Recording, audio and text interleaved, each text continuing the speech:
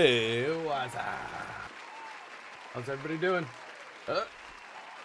Huh? Let's see it. Yeah, there we go. Scaper first. Scaper was in here first. Okay, Scoop, how you doing? I like the emotes you guys have. Any free stuff today? No. Today's not a 24-hour stream. But I did the giveaways yesterday. I've got to reach out to the winners. I still haven't done that. I'm going to do that tonight, but busy, as you can imagine, the day after a 24-hour stream. Lots of stuff to do. I had to go. We were looking at a commercial space yesterday. After I basically finished my stream, I slept for like 3 hours, and then I had to wake up, go with my wife to check out this commercial space she's looking at renting or whatever. And we have to do that again today, so I don't even think I can stream super late today. I'm gonna have to cut it off a couple hours early, but so I haven't even sent out the prizes yet or anything, or not sent them out, but sent off the personal information. So, but yeah, we do giveaways every 24-hour stream that I do. So if you're interested in winning something, if you like free stuff, then be here when that happens. But that only happens when a new set releases or another special occasion. I might do one for my birthday or something. We'll see. But how you doing, Bag? You're good? Nice. About to head to the shop. About to start the day. How's the Outer Wilds going? That's your day today, I assume. Gonna pick up a couple levels. I recommend getting silly with the flaw system. I think it actually is fun. Don't take every single flaw that comes along, but that'd be a cool playthrough to do. Just like start at the beginning and you have to take every flaw that comes along. That would probably rapidly deteriorate into a gong show in that game, but it would be pretty funny. Bunch of skins here I don't want. I still have 10 cube packs sitting there to open. I've got 12k, so we could do some powered cube. I prefer the traditional powered cube draft. I think but you know, it's not, traditional isn't ranked. So, I don't know. And the prizes are way worse in traditional. They're bad enough for regular cube. Should I do a cube draft? Spend my gold? I'm not a big fan of saving and hoarding. I like using my money, but you don't think... Well, I know you want me to play Constructed, okay? Scoop, probably. But Constructed's kind of dead until Lorwyn drops officially, right? Like, what are we even doing in Constructed? The new set's about to drop. Oh, I don't need any, but I don't buy anything from the store. I don't buy packs. I don't buy any of that stuff. I will buy the Mastery Pass at some point, maybe, if I feel like it. There's a few that I don't buy if I don't think I'm gonna, you know... if I don't have the gems, I'm not re-upping just to buy a Mastery Pass, right? But, yeah. But I could save the gold, but what would I save it for? Oh, you mean drafting the new set. Oh, that's what you're saying. Save it for the new set, for draft. Yeah, I guess I could. I was just gonna put that. I will put more money in if it's a draft. I have jump in tokens. I don't have any draft tokens though, right? Yeah, I don't know. Maybe I will re-up. Did I do this? I think I did this, right? It only goes up to level 60. Oh, I didn't do this. Oh, yeah, right. This is one of the ones I didn't bother doing. I just figured I wouldn't even be around during Christmas and stuff. But if I re-up, maybe I should buy them. Okay, so let me think about this. If I buy the Mastery Pass, then I get I get all these rewards retroactively. That gives me I don't give a shit. That should give me some draft tokens, right? Where are the draft tokens? I don't see any. What are these? Oh, just random mythics? Thought they were alchemy cards. Ah, there's one. They give you one draft token.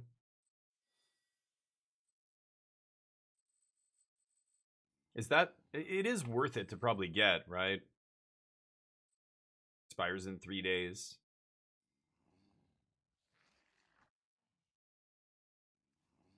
I don't know. I could re-up, get this. That's like paying, because it's about 1,500 for a draft, so it's like I'm paying, you know, 19 or 2,900 or whatever, or 1,900, sorry, for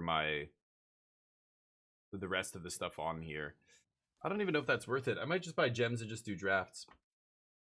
Yeah, you get, yeah, like they're usually worth it. I tell people to usually get the mastery pass, but I won't put extra money into the client to get it. Well, nah, let's just do a cube draft. I'll get more gold next week. It's fine.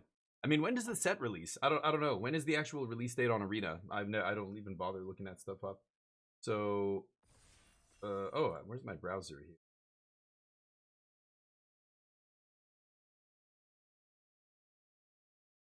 Google this real quick. Lorwyn Arena release.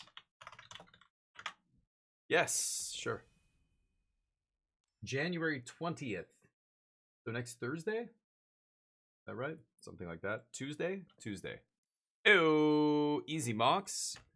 Nice. Passing Force of Will. Thoughtseize. That makes me sad. Yeah, Force of Will, Thoughtseize are the next best cards in the pack, and then another tier down from that, it might be like Nethergoyf. I don't think Channel's even good. Corey Steelcutter, a Braid. Maybe a Blue Duel. But easy Mox for us. Looking good. Do I have a 9 to 5? No. This is what I do. Yeah. It's not really a job. I mean, I do other stuff, but yeah, 9 to 5 I haven't done in over 20 years. I you know, before I moved back to Canada and became a streamer, I was an actor and voice actor, which was definitely not a 9 to 5. I would work maybe 1 day, 2 days a week, sometimes 4 or 5 days a week. Sometimes, you know, it was always different. I mean, voice work was pretty steady. I was doing at least a few hours, but I would work 2 hours one day and then 6 hours another day, and some days I would have nothing or just 1 hour or something. It's very weird. But yeah, 9 to 5 type job I haven't done since I was 25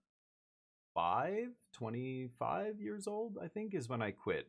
But I used to do, yeah, work in an office. I was in a cubicle doing a 9 to 5. I was doing tech support, and I was working there a few years. By the time I left, I was yeah, kind of a higher rank in the tech support department, but still part of this big telecommunications company office job. I when I became an English teacher in South Korea, I guess you could call it a 9 to 5, even though the hours were different. Like, because I was an English teacher, I wasn't like a regular full-time teacher. I was there, you know, bouncing between classes, and so my schedule was different even than a 9 to 5 for that. But I only did that for about a year and a half, and then I moved on to acting and all that stuff. But so yeah, so now this is what I do as a day job. I also own part of a company that I, you know, still work with, and they pay me to do some stuff. But I also help my wife. My wife's business actually right now is getting to the point where I'm doing a ton of stuff with her, and that's my job, is helping her business grow. So we're opening a 3rd location very soon. That's what we were doing yesterday, was looking at commercial real estate for that. Yikes. Did I take Vivi? Tifa? Ugh. Tifa's not a cube card. Skull Clamp? Skull Clamp's probably what I should take here. I'm going to take Skull Clamp.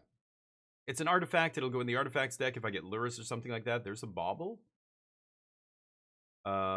Sure. Stern Scolding. Rest of it's mid, right? I mean, if I was taking aggressive white cards, sure, but Mox Ruby doesn't go so well with Thalia. I don't know. I guess you could still be an aggro deck. Death? Could take a reanimation spell here, but this start is good for either artifacts or like a Lurrus deck. Lurrus is great with Bauble, so Bauble and Skull Clamp go well together, I think. They both go very nicely with the recursion. Ideally, that if we can find Lurrus or something like that. Yikes. Nobody plays aggro anymore. I don't know. Should I take a red card, a red aggressive card, after passing all the Thalia and everything else? Could take Uro. It's powerful, but green. The lands suck. Oh no, disappointing. We start off with such a strong card, and then the last few packs have been bad. They're just all mid. Like, they're all mid-tier Garbo, like mid-tier mid-range deck crap. But I think that's the point. I think that's what this cube is supposed to be. It's not a real vintage cube. It's like a, you know, vintage mid-range fest where all the combo has been nerfed. Wow, there's Urza. I mean, if artifacts has to be open here, right? Prismatic Vista, also awesome. Everything else is a big step down. Saheeli on the wheel, 10, 11 cards in this pack. it's possible she comes back, but I think she's really strong. People pass her a lot, but in the artifacts deck, she's fantastic, of course. Troll is awesome too. The fetches are great. Troll and Prismatic Vista are great mana fixing. Teferi's okay, but you know, he's not like the 3-mana Teferi's much better. This one is fine if you're like a control deck and you need a finisher or something, need another, you know, clunky 5-drop. But this is easy Urza here with our start, and hopefully we pick up a Narset. Narset's amazing with Skull Clamp. Wow. LED and Lotus Petal? Torsten here, so maybe nobody opened Flash. I gotta take LED here. I mean, I could easily find a combo to, you know, throw in with this. This goes off with, oh no, Auriok Salvagers aren't on here, right? Right. The Nerf Cube. Is it just Brain Freeze Breach? I mean, Breach plus this is awesome. This plus Breach by itself is kind of a combo. You don't even need the Brain Freeze, but you know, you need some way to finish them. But you could Jace mill yourself. You could do a ton of stuff. I'm going to take LED. It's just too powerful a combo card to pass. I'm getting it 6th pick there. Like, what are people doing? Expressive Iteration? Hallowed Fountain? I guess I'll take Iteration. If I end up combo with LED, there's a very high chance I'm blue-red at least, if not more colors. I don't care about Uro here. I don't care about the green. I think I'm just going to take Iteration. Pillage the Bog is powerful if as a combo card, like a tutor. It's almost like a, you know, not a full-on demonic tutor, but close. Hey, Bing, how you doing? Where did you study English? Study English. Well, I grew up in Canada, so I'm a native English speaker, so I studied in school starting in, well, before kindergarten, reading books. Hey, Rosie, how you doing? How's life? 50 stream streak. Whoa. What does my wife do? She's a Pilates instructor. She owns a Pilates studio. I honestly, I'm not exaggerating. She's probably one of the highest caliber Pilates instructors in North America. I know that probably sounds like I'm being really biased, and there's no way that, you know, surely there's other people better. She's gone out. She's done it for almost 20 years now, but she's gone out of her, well, no, 12 years, 15 years now, maybe 15. Yeah. She's gone out of her way to like study with the best Pilates instructors in the world. Literally the people who studied under Joseph Pilates himself, like Jay Grimes and stuff, who has now passed away. But she owns studios in Korea. She goes on trips all the time. She was going to go to the World Pilates Convention or whatever it's called, but it was in Poland this year, and it was a little sketchy to go to Poland, so she never ended up going. But I'll take a blue-white. Actually, I should take Tundra over Archive here. Blue-white duel. But yeah, she owns a couple studios here in Vancouver, and we're trying to open a third one. We were gonna try and open it last year, but the tariffs made everything double in price, literally double. So when you're talking like $60,000 or whatever or more of Pilates equipment, doubling, it gets a little ridiculous. These are all basically unplayable crap. I guess I'll take the white-black duel. Life Death Wheels. Sure. Yeah, I've you know, when I met her, she was a fashion merchandiser. She used to work for a big fashion house in Korea, and she would travel to like Paris and Hong Kong and New York and all this kind of stuff to do, or not New York. Actually, I don't think she went to the States, but she went to a bunch of big capitals in Europe and in Asia to like, oh, Sahili Wheels, yes, and Suplex, wow. To do fashion stuff. So she spoke, you know, English and everything, and yeah, that's kind of how we met each other. But then she loved yoga. She hated her job. She always thought it was so stressful. Because you know, you don't, unless you understand how Korea works in terms of business, you won't really understand how that sentiment. It won't fully. Oh, there's Tolarian Academy as well. So we just get the absolute nuts here. I'm gonna. I hope we'll retrofit her. I shouldn't, but people pass me 6th pick LED, so this deck's looking real nice now. We're all in on artifacts. Urza, Tolarian Academy, bunch of cheap artifacts. This is looking very good. Yeah, and I told her, you know, quit your stupid job. If you hate your job, her boss was a nightmare. And I was like, you know, I remember her saying when we were dating and stuff, the only time she was happy was when she was doing yoga. She would go to a yoga class once a week, and or twice a week, whatever it was. And I could tell. I was like, yeah, you really love yoga. And she's like, it's just the way it makes me feel. And like it helps me so much with my like stress and blah blah blah. So I was like, you should be a yoga teacher. Why don't you get into that? Like if you like it that much and you see the benefit, and why not try? So she did. She became a yoga teacher. And she was a yoga teacher for about a year and a half, and then she found Pilates, and she's like, this is what I want to do. This is like yoga, but much better for like, this is like physiotherapy. It's not just for relaxation. It actually can correct issues with people's you know postures and pain and all kinds of other stuff, right? It's not chiropractic nonsense. It's rooted in physiotherapy and like actual um recovery from injuries and medical issues and stuff. What do I do here? Sorry, I'm rambling. Let me just focus on this draft for a second. I could take Legion Extruder. It's pretty good in this deck, but I'm probably gonna wheel this, right? There's no way somebody's gonna take this who's not in artifacts, and I'm almost sure I'm the only one in artifacts at this point. I could take Enlightened Tutor. This does get LED. It'll also get Breach, but I have some white fixing here. It's that or like Palantir. Palantir's really slow. Could take Spar's Headquarters, white, blue, green duel here. I'm gonna take Enlightened Tutor. I know I'm gonna wheel that Legion Extruder. Frantic Search is really nice. Narset, Mishra's Workshop. I don't have any expensive artifacts here, but Mishra's Workshop works really nicely with the like 5-drop, 6-drop, things like Coveted Jewel and what's it called? Mightstone, Weakstone, stuff like that. Again, I think that might wheel. I think that's gonna wheel though. So I could take Snapcaster, Narset, Frantic Search. Frantic Search is really good, especially with Tolarian Academy. I could start doing some really busted shit with this. So, and LED.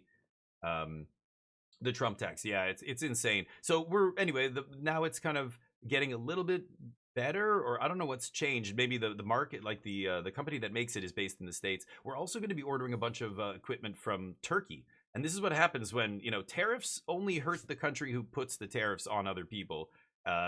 Instead of buying from the States, we're just going to get it from another country. There are other Pilates manufacturers out there. We don't think the quality is as high quite there, but it doesn't matter. Like, that's the reality. The customers, like, one of our studios is like, two of them are already full with like the flagship, like, nice equipment.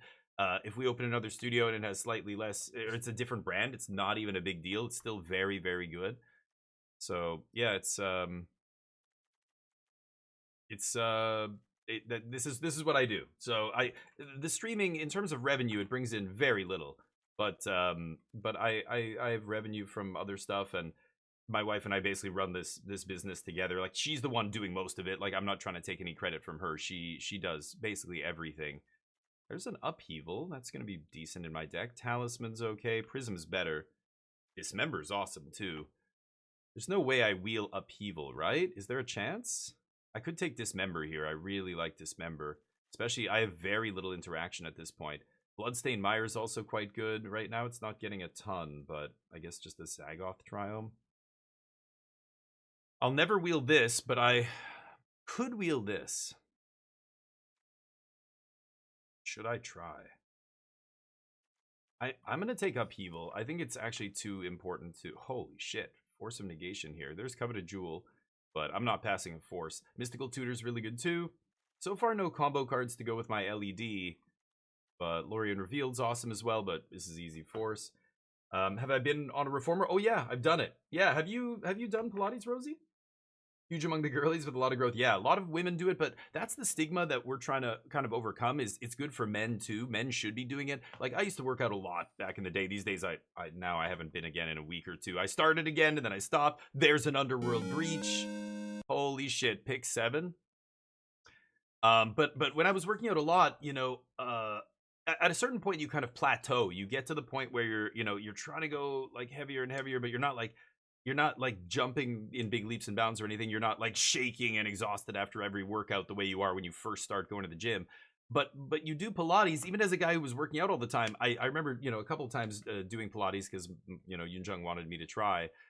And like, it was hard. And I was like, and after I'm like, oh my God. And the next day, like, I was sitting in my chair at my desk chair at home, and I'm doing whatever. And I'm just like, wow, I'm so like, like, what am I doing? Something feels different. And I realized I'm sitting up straight. I'm like, without thinking about it. You know, I tend to slouch, and I have to like like I have to like hold myself up. Well, you know what? I should take Wish Claw here, right? If I'm gonna do combo stuff. Um, I should be trying to like naturally I have to hold myself up to like, you know, be straight. But after that Pilates for like the next 2 days or something, 3 days, I was doing it without even trying. And at first I didn't even realize I was doing it. And I was like, holy shit. I'm like, that actually like, I don't know. I feel like I'm using muscles I don't normally use suddenly. It's crazy. I'll take the land there. There's the extruder wheeling. Sure. What a weird deck. Might end up with the full combo here. Not a big fan of talismans, but I'm looking like I'm going to be Grixis here because I got the Wish Claw. So I guess I'll take this. So yeah, I liked it. I recommend more men try it. I think a lot of men see it as something for women or something that is, you know, like yoga. It's not like gonna build muscle. It's like, oh no, it's really good for your core strength. It is good at building a lot of muscle. It's actually really good at building using. Oh, actually, I'll take Magda at working muscles you don't normally use. You know what I mean? Sounds like I have my head screwed on. Yeah, to an extent. I mean, oh, and there's Brain Freeze. Beautiful. We got the combo. To an extent, I think, you know, right now other people look at me and they think I'm like, what am I doing with my life? I'm like, what? You're not like working a 9 to 5 like you said, Scaper. Like people, to me, that's an outdated notion of like, that's my dad's generation. You know, my parents worry that I won't be able to like support myself or do whatever else, or, you know, don't you want to retire early? I'm like, retire? What? The only reason anyone would retire is if they're doing a job they fucking hate. Like, yeah, you couldn't wait to retire from your jobs. I know. If I worked at that tech company still, I would just be thinking about retirement all the way right up until I'm, you know, the last day at the company. I don't plan on retiring because I like this, what I do. Like will continue to do this into, I'll be 80 years old. I'll be streaming, or I'll be, you know, I don't know. I like making content. I like doing all this kind of stuff. Why would I think about retirement? And again, this like the money stuff and whatever else, sure, but like, you know, I should save up and do whatever else. But no, I'm not worried about it at all. I'm more concerned with buying a house and stuff like that. My parents were easily able to do those things, and I can't. That drives me crazy. Here's a flash. I have nothing to go with it. I could take Multiversal Passage. I think I'm gonna take Multiversal Passage. Really good. Hey, Candyman, how you doing? Thank you, buddy.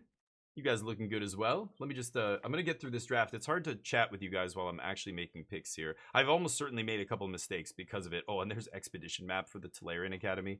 Yes. I was gonna say, I like Cryptic. I would probably take Ponder here, but I gotta take Map for Academy. This could wheel. This probably will wheel, but I don't want to risk it. It's too important.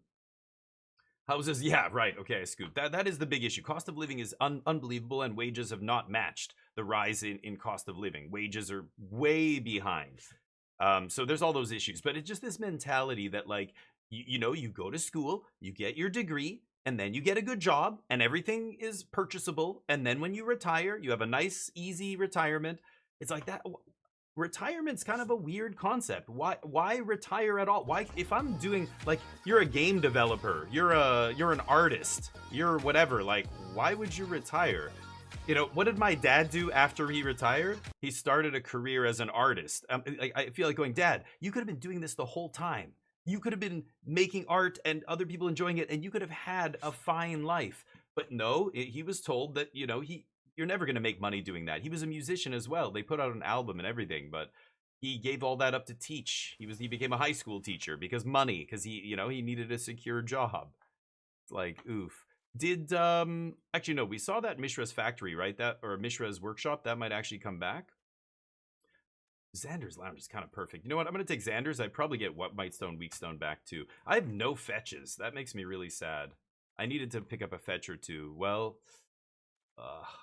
Teferi's awesome, but I'm going to take Watery Grave here. I want to be able to cast my spells. Our deck looks pretty good. We've got the Underworld Breach combo. We've got Tolarian Academy with a bunch of great artifacts. I've even got Lutri. I've got Urza.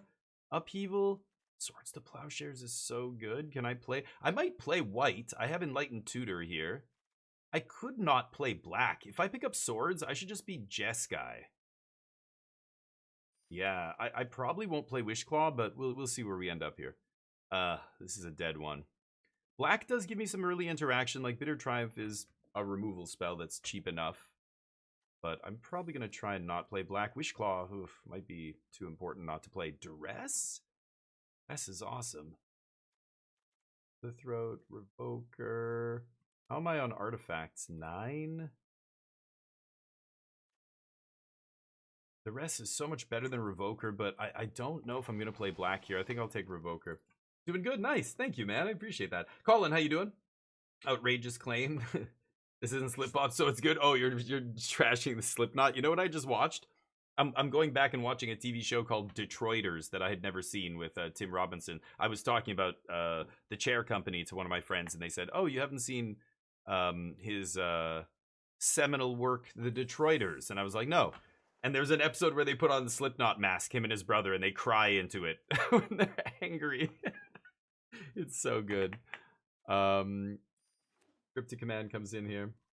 But yeah, anyway, it's interesting, this idea of like retiring and savings and all that stuff. You know, my grandfather was a notorious cheapskate. My dad's dad, he, you know, my grandmother would give us Christmas money out of her own purse, like she, you know, her money. My grandpa never gave us anything. My dad, when he was young, had to give his paycheck to my grandpa, to his dad, and then his dad would tell him, okay, you can have this much, the rest of it we need for the family. He's got like 7 brothers and sisters, poor family growing up, you know, inner city, like downtown and everything. And so, you know, I remember when my grandpa passed, they realized he had a ton of money in the bank account. He had a bunch of money just in his bank account, and they lived in this little bungalow, and he had the same car for 30 years and just like nothing, you know, like that mentality, that old person, like, you have to scrape and fight for every little thing, and you better hold onto it super tight because everybody's trying to take it from you, and blah blah blah. Like, you know, that's dead. That mentality, right? That's so ancient thinking. It's silly almost. What's the point of dying with a high number in your bank account? Like when I see somebody like Elon Musk or whoever, or some billionaire, the guy who owns Google, not Larry Page, is it Larry Page? One of those guys just pulled out of California because they were going to tax his wealth.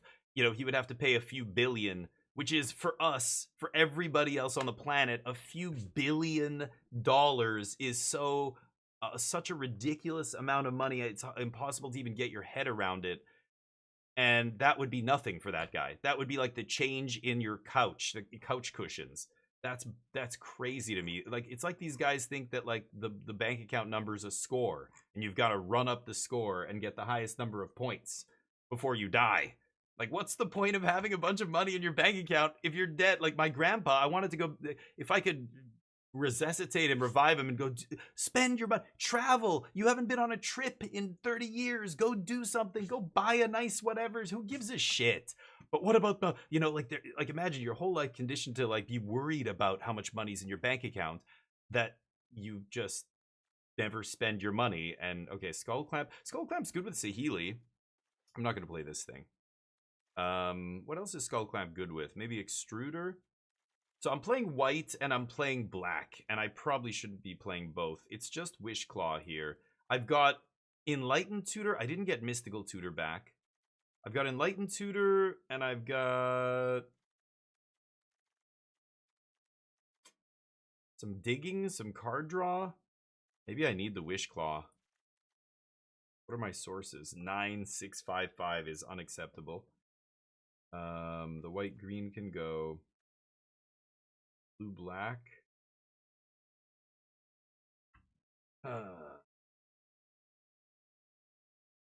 Is it counting? I guess it doesn't count Tolarian as a blue source, does it?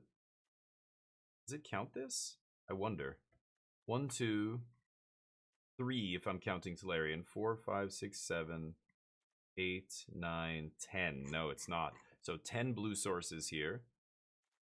Red, I've got 5, 6. I guess Expedition Map could technically fetch a color, but I don't really want to be doing that. Like a color other than blue, other than Tolarian Academy. Maybe I shouldn't play black here. Or with no fetches, this is rough. Maybe I shouldn't play white, actually. I have a black-red talisman. Okay. We play Bitter Triumph. Oh, I could have played a black-white duel, I guess. Black-white duel to play both black and white seems not amazing. This leaves me with 39, and then I can put in whatever I want here at the end. Maybe... I mean, I could play Seasoned Pyro. Discarding cards is pretty good. When you're breach comboing. Really wish there was a way to get the white in here. Anyway, we can take out some of this then. Take out Elegant Parlor. It's a 16 land. Red source. Okay. That's still 10 blue. 7/6? That's pretty good. Plus this stuff. Like rubies, 8 red. Could play 2 swamps. But 6 black sources for 2 black cards? That's already fine. And you know what? I could actually play 16 land because of the Mox.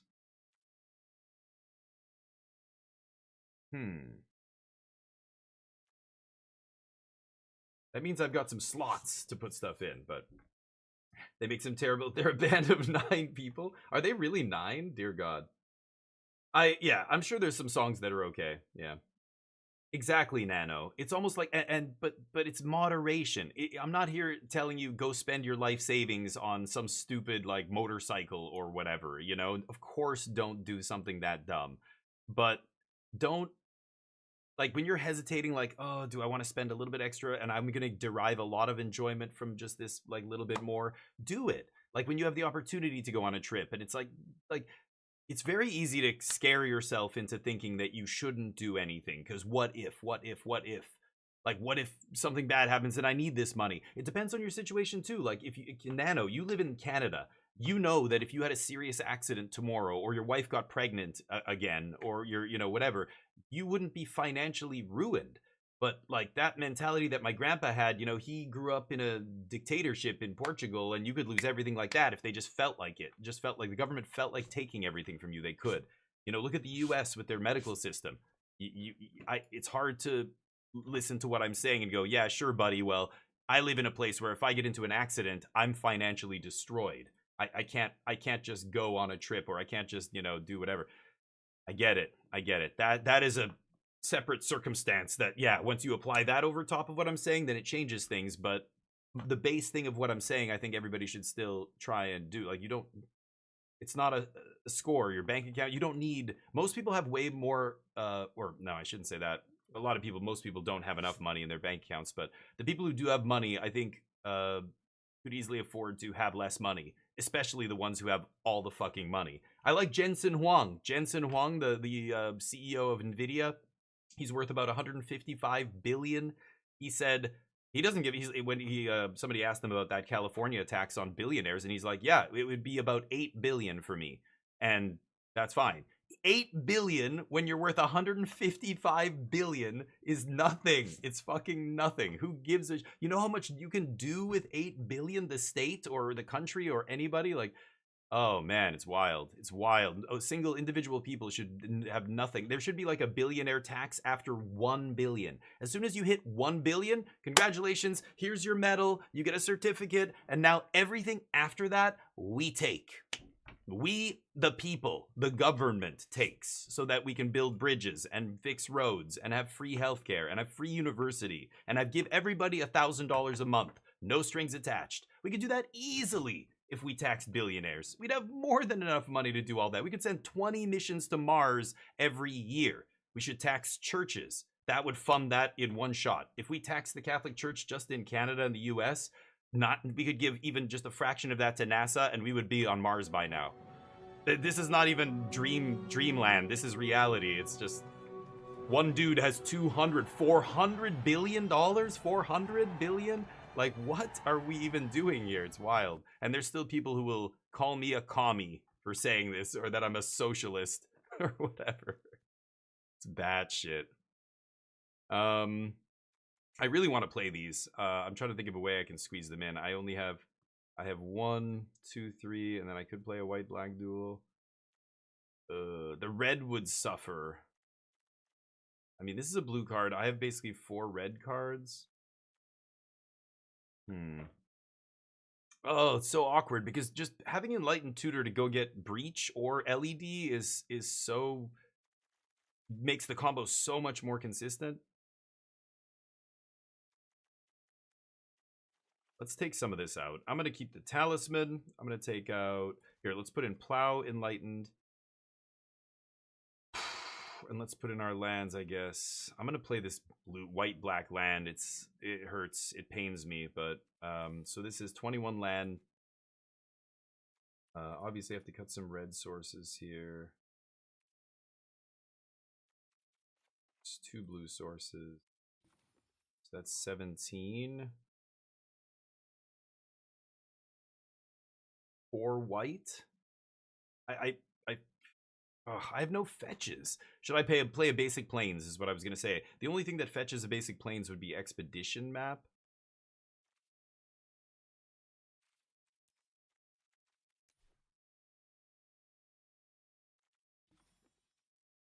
Team land.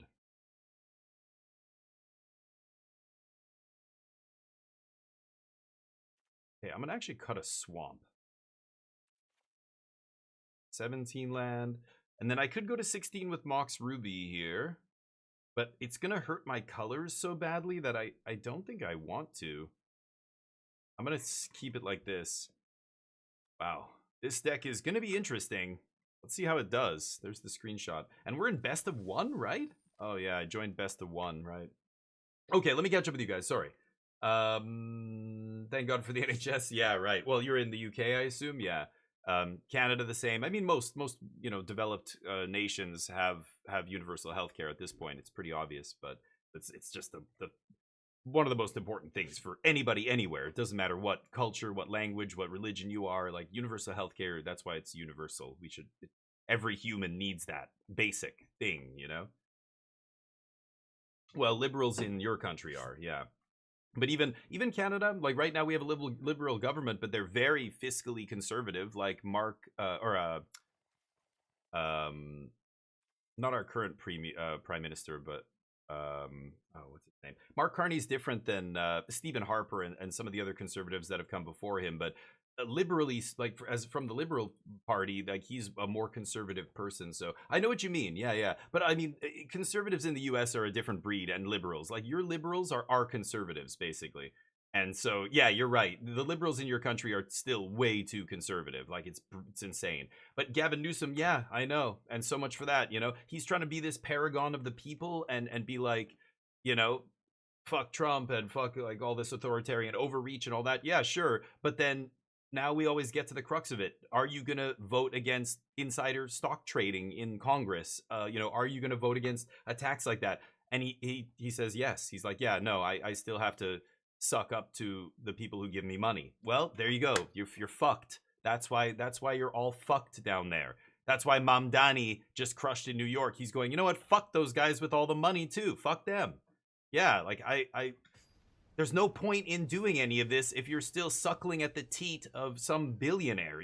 That's what we're trying to stop. That's what Citizens United destroyed with you in America, you know? Like, letting unfettered dark money into politics was a bad idea. Here we are. Now we've got, you know, government brown shirts kicking in doors and ripping people out of their homes and shooting innocent people on the street. Crazy. Well, this is a good start. I'm going to try this. I have no blue. Well, I guess I could get blue off Lion's Eye Diamond, but Magda, I don't know how you say her name, into maybe Talisman? We'll see. Oh boy. They won the die roll and they have a 1-drop. That's probably not good for us.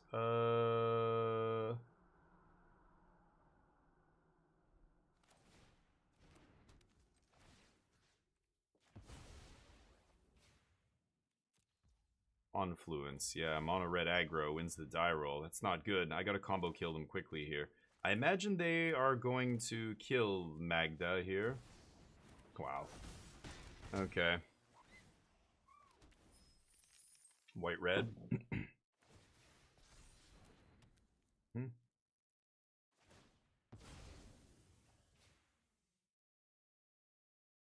I revealed a mountain.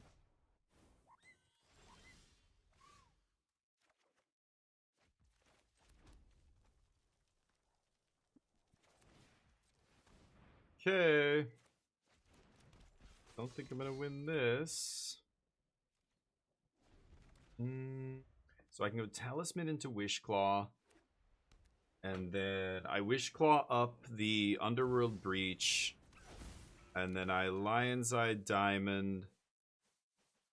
And go for a bunch of Lion's Eye Upheaval maybe?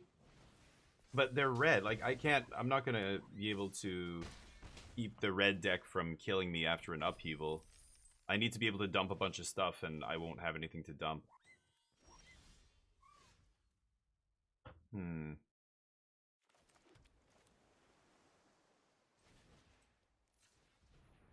Well.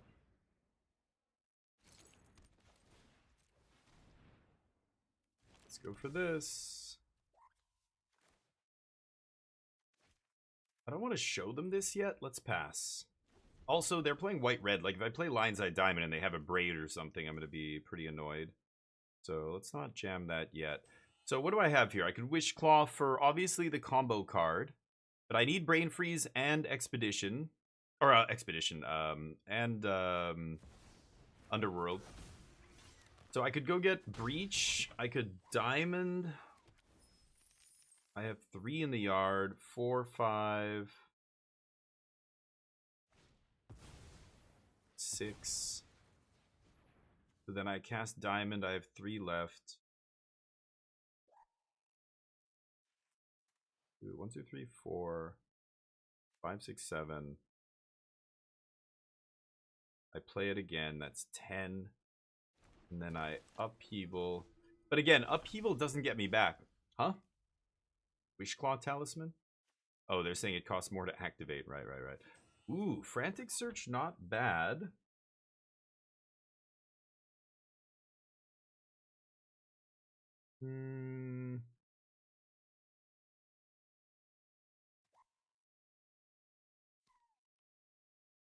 Very close to going off here.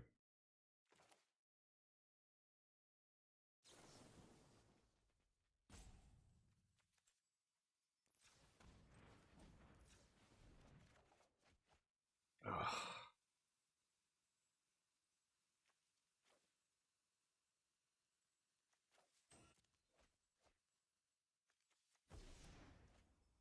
Urza's not bad either. They have Fiery Confluence in hand. I'm basically taking 6 if they have a land next turn.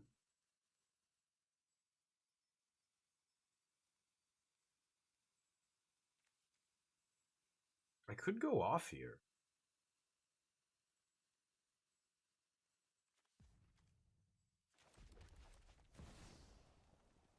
Oh, I don't have double blue. Yeah, so I have to LED. Yeah, no, that's not going to work. Breach. I have to pay 2 to activate Talisman.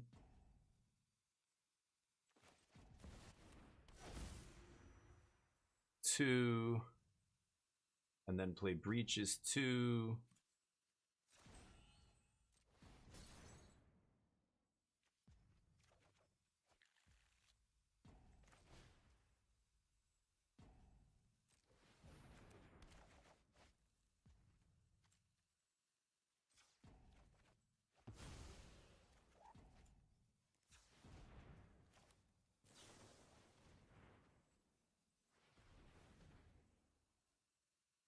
One, two, three. Ah, shit.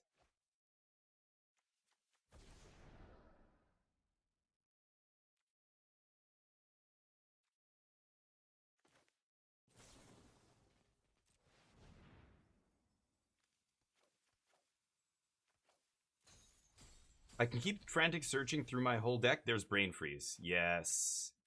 Yes. Okay. So let's go LED. 1, 2, 3. And then let's make mana. Nice. Frantic search. Hold on.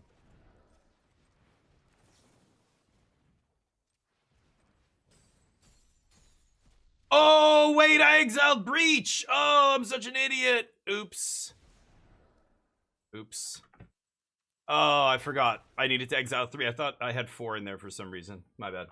Oh, I win that game, too. I think I should have just cast Brain Freeze right there. I think I win. I should have done the math, but oops. I actually won that game. That's crazy. My opponent on the play with turn 1 Swift Spear, aggro, disruption. I think I still won that game, but I was going to do one more loop there and then go for the Brain Freeze just to make sure. I should have just added it up how many spells I had. Did it say somewhere? Or it says on the Brain Freeze, right? It says on the Brain Freeze card what your storm count is. I should have looked and just looked at their deck. I think I actually won that game. I win that turn. There's no way they get another turn there. And I was at 9 life. They can't kill me with burn out of nowhere, right? That was my bad. I clicked too fast and because the stupid clock, I can hear it going burning the rope, and I kept thinking, oh my god, don't time out, don't time out. And I kept trying to take game actions before the stupid rope ran out there. Fucking Arena. I hate Arena with a passion. The rope is so fucking stupid. Like, if I had my own chess clock with 25 minutes on it, like MTGO, I would not have lost that game, I think. I could have gone slower and been a little bit more careful. But if I lose my turn, I lose the game there. I have to make sure I don't make any mistakes. So, oops. I think I'm supposed to be 1-0 here, but that's my bad. So I could map on 1. I probably should.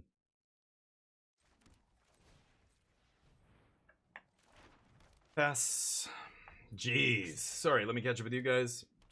Socialist as a commie yourself. Yeah.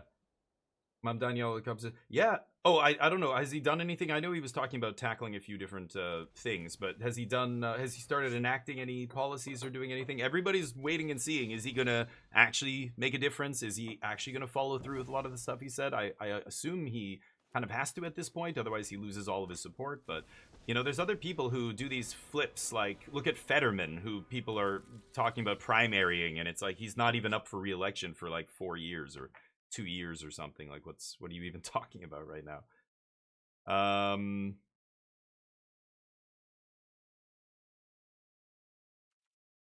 Do I suicide attack Magda for the treasure here? And then I just play Urza?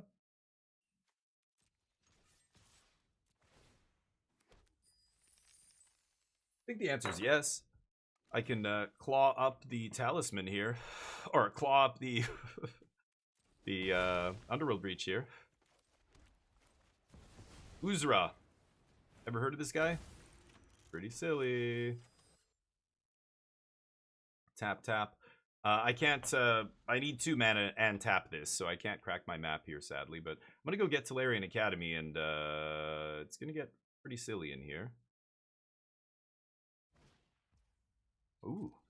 Turn 4 Sapphire, not as good as turn 1, but still good. 4 colors over here? Yeah. Oh, fuck. Okay, well, that was a good draw. Still, they gotta be careful, because this golem could swing back for a lot of damage. I could easily kill Minsk. They're gonna pump up the boo. I don't think they're attacking, are they? Oh yeah, they're attacking. Okay. See what happens.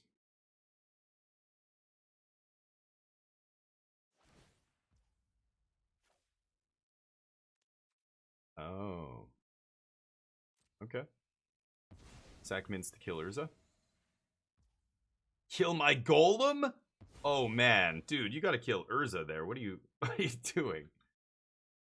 Unless they have another removal spell? Oh. I think you should kill Urza there. That's wild. Okay, so I can go Legion Extruder. Tap Extruder, Seachrome to crack map. Get Tolarian Academy. Play Academy. Academy makes 2. Play So close to frantic searching.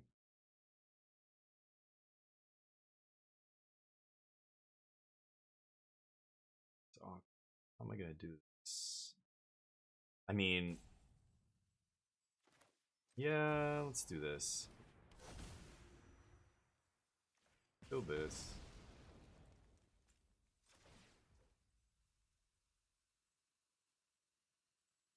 Oh. Okay, yeah. I was gonna say Urza, yeah. With the Academy. Okay, slap Minsk. Could have done 2 to Minsk there, but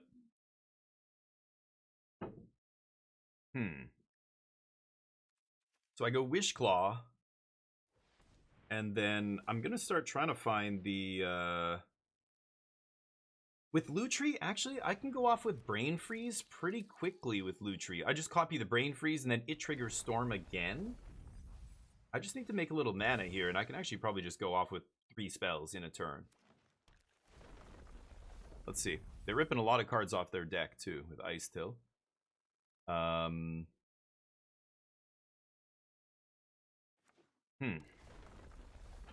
Yeah, and a fetch. Yeah, they're ripping through their deck. I'm going to be combo killing them easily here, I think, with Brain Freeze. So, Brain Freeze with Storm 3 is 12 cards.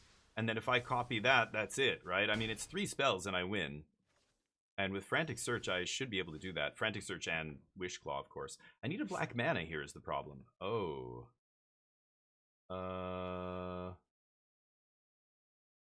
Yeah, my mana is hurting me here.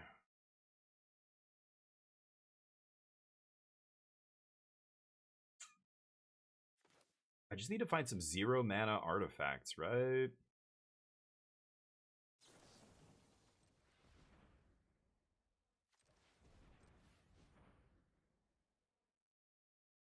Okay.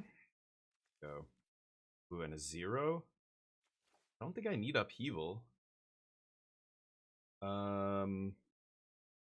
This is spell number 1.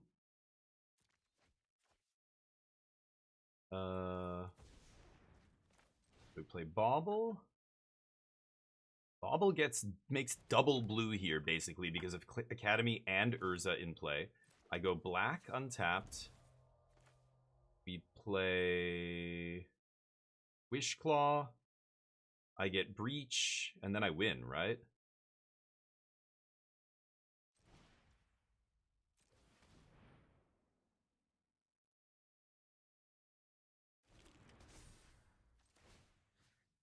Nope.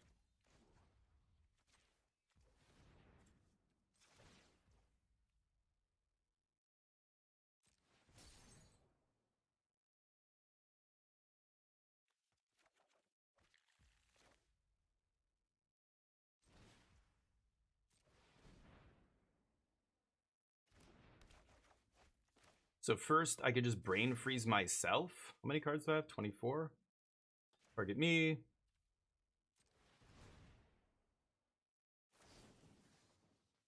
Target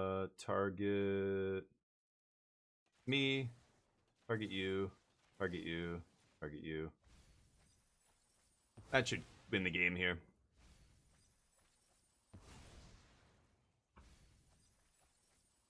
Nice. Combo, baby. Now we're doing it. Yeah. Thank you. I should be 2-0. That first loss was... I just was pressured and... Yeah. Dumb. Made a stupid mistake. And comboing's tricky. Brain Freeze, you know, I could have just done all on myself there first just to make sure I had enough material, but basically just even a couple copies of Brain Freeze on yourself and you've got enough to deck them out, right? Looks like a 1-1, yeah. I mean, it's a loss. I'm not going to say it's not a loss. I earned that loss by punting, but the deck should be 2-0 right now is what I should say. Not me, but you know what I mean. The deck should have beaten that aggro deck that started on the play and had a great start and disrupted me and I still would have won that game if I had a little bit more time and I didn't, you know, miscount how many were in my graveyard. I thought Brain Freeze might have been the last card there, but as you can see, like Underworld Breach and Frantic Search dig through your whole deck. Because you just keep casting the search, putting 2 cards. You know, cast search, put 2 cards. As long as you have like one other card, it's not hard to dig through like most of your deck. Like, let's say you have 4 cards in the yard. You cast Frantic Search. You go to 2 more. That's 6. You pay 3. You put 2 more. You pay 3. You put 2 more. You pay 3. You put 2 more. And the last 2 are Brain Freeze. Like, that lets you dig through another 15 cards there, or 12 cards or whatever it is. That's huge, right?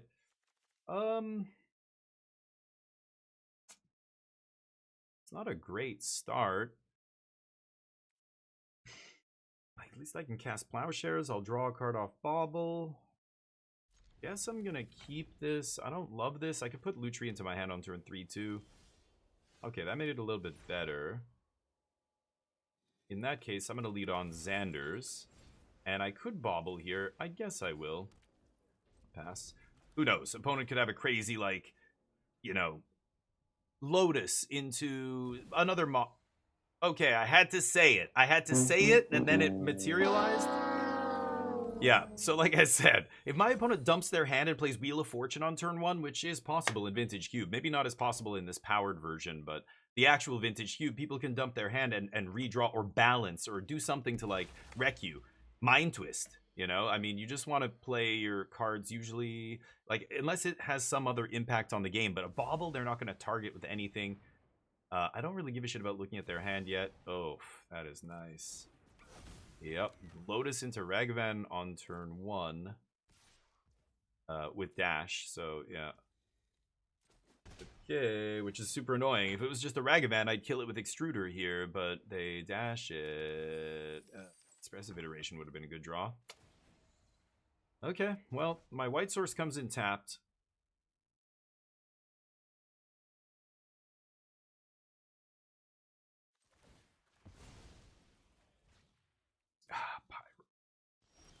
Yikes. Okay. Seachrome was a great draw. Go. So I can plow Lutri here. Or Lutri. I'm looking at Lutri. Ragavan. And I can exile Underworld to Force of Negation, but I don't think they're going to play a non-creature spell that's super relevant here. There's the dash.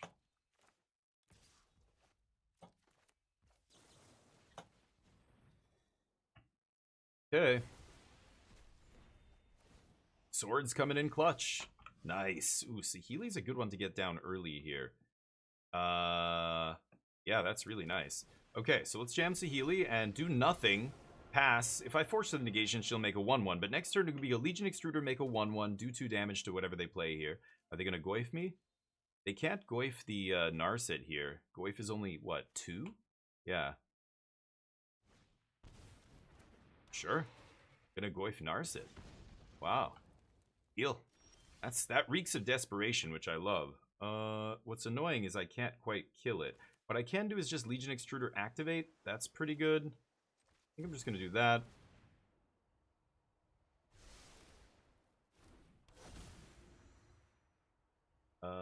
I guess I'll do 2 to them.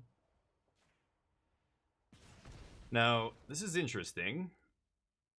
I could have minused Saheeli to copy the Legion Extruder to kill Pyrogoyf. Should have thought about that. I'm gonna pass. I think I'm just gonna chump and then sack the token here, right? I've got Force of Negation up for this turn, and then next turn I'll have Cryptic up. Let's see. I thought they were an aggro deck. They were all over the place. Barrogoyf. Sure. Oh, it's Goyf Tribal. I've heard of this deck. I've heard tales told of Goyf Tribal. I think they just missed that I could do that. It's not sorcery speed. Okay. No attacks. Ooh, Ruby's nice.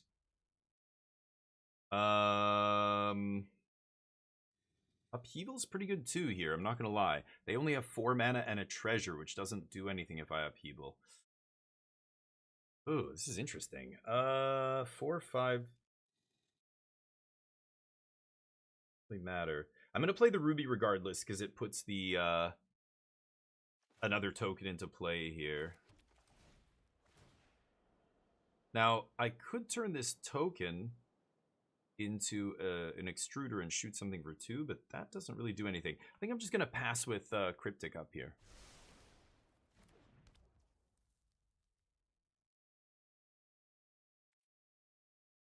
Yeah. Could tap their team, too, but at this point I can, you know, sack this token to extruder, make another 3/3. They just don't have attacks here, right? Sack an other artifact. So I can even sack a golem to make a golem. Grief. And they 2-for-1 themselves? That's a perfect card to counter. I think I'm just going to draw a card. I don't think my opponent can do shit here. Yeah. Make another servo. Oof, that's a nice little 2-for-1. They exiled Fatal Push from their hand. Ooh, and there's Breach. Okay. That's actually good with Upheaval too, because I'm going to put a bunch of stuff in the yard, and then I'll be able to breach very easily. Toxic Deluge.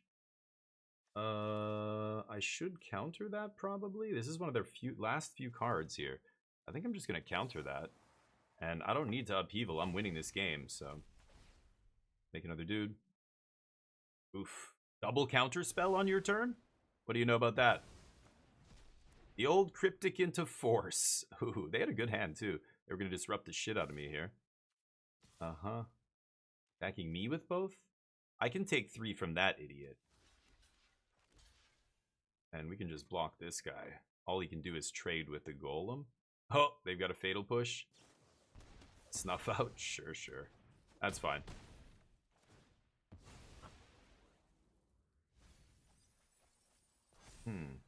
Ooh, they put Flage in the yard. Flage? Are you serious? Wow. In the Goyf deck. Okay. This gets interesting here.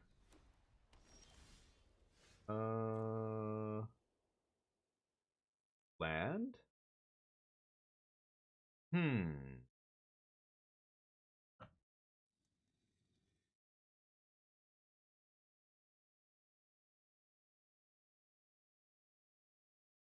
Ooh, Flage was a great mill there. I wasn't expecting the Goyf to mill something that they could actually cast out of their yard there. That's nasty.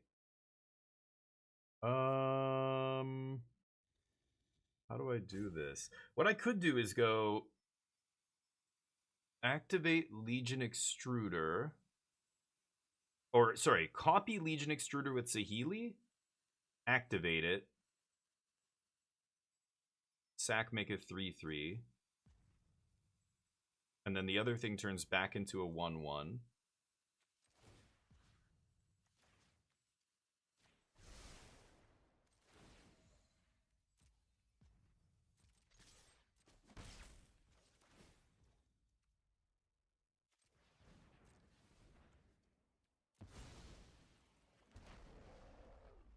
And then this can sack that.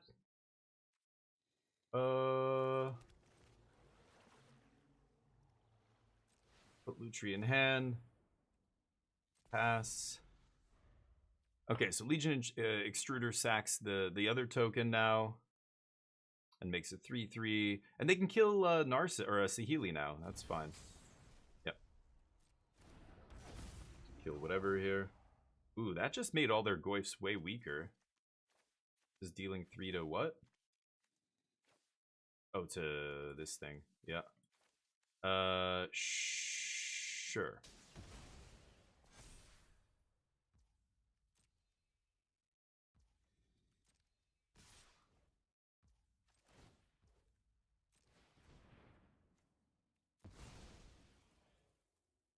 Should I block the Barrow Goyf?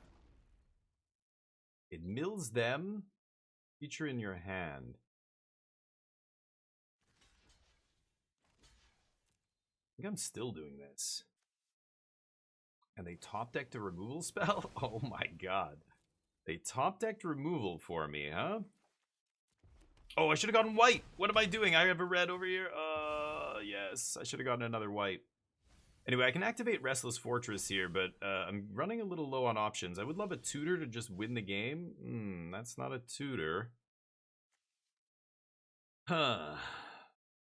Well, I could breach, cast swords out of my graveyard, copy it with Lutri, exile 2 of these guys.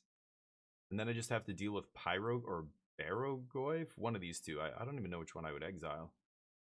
They milled Lingering Souls. No. I think that might be my only play here. Sucks that I have to breach. I won't have a way to win if I breach and I... How am I going to win this if I breach and I don't combo off?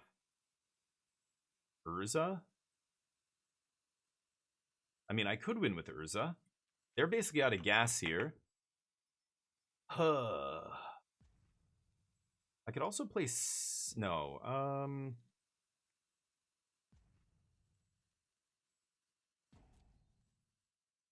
Okay. Play breach. And then I go... Swords. This.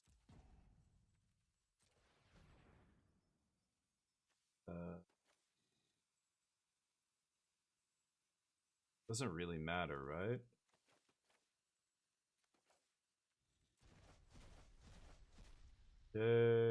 Copy.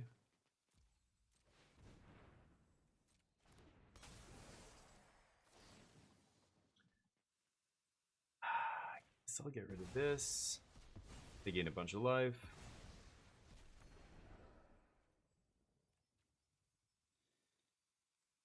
Can't play Saheeli. I can activate that. Sack Mox makes it 3/3. Let's pass. Sadly, Breach goes to the bin, or it gets exiled. No, goes to the bin? Oh, I thought this got exiled. Wild. Yeah, goes to the bin. I can't get it back. I don't have anything that can bring that back, so that is just gone now. They get their Lutri. Here comes Pyro. I'm gonna make a 3/3 and double block here.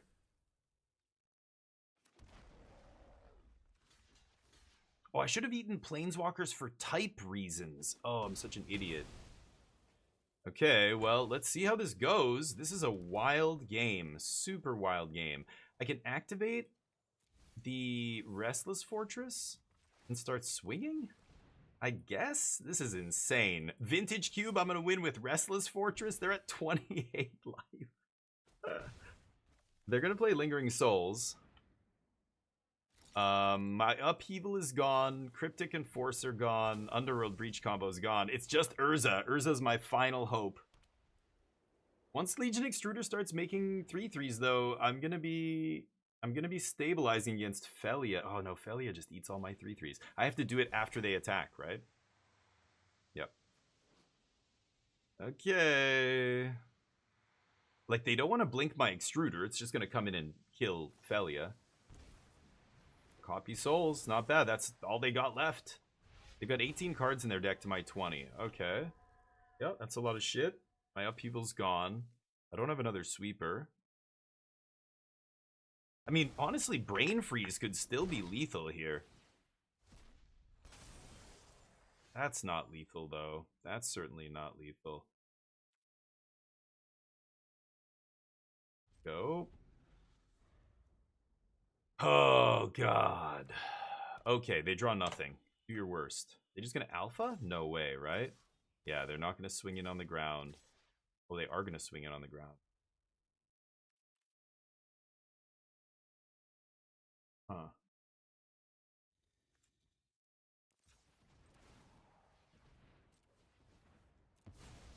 Yeah, I mean, I'll trade it off. Take 4?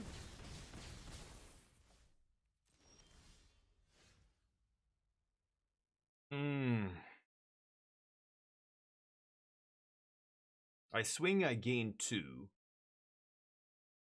If I play Magda, they swing with Felia, they bounce Magda. I activate, I block. I still have to play this. They're gonna bounce this, but go. Both of us top decking here. Oh, good. Oh no, the Restless Fortress. No, are you serious? Oh God, their mana is atrocious. Yeah.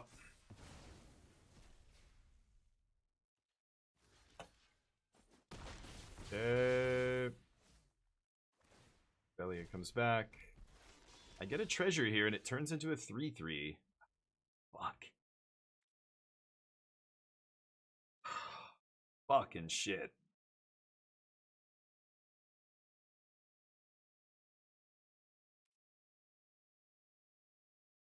I lose because they top decked Restless Fortress. I can't beat it. Any other thing I could beat here, but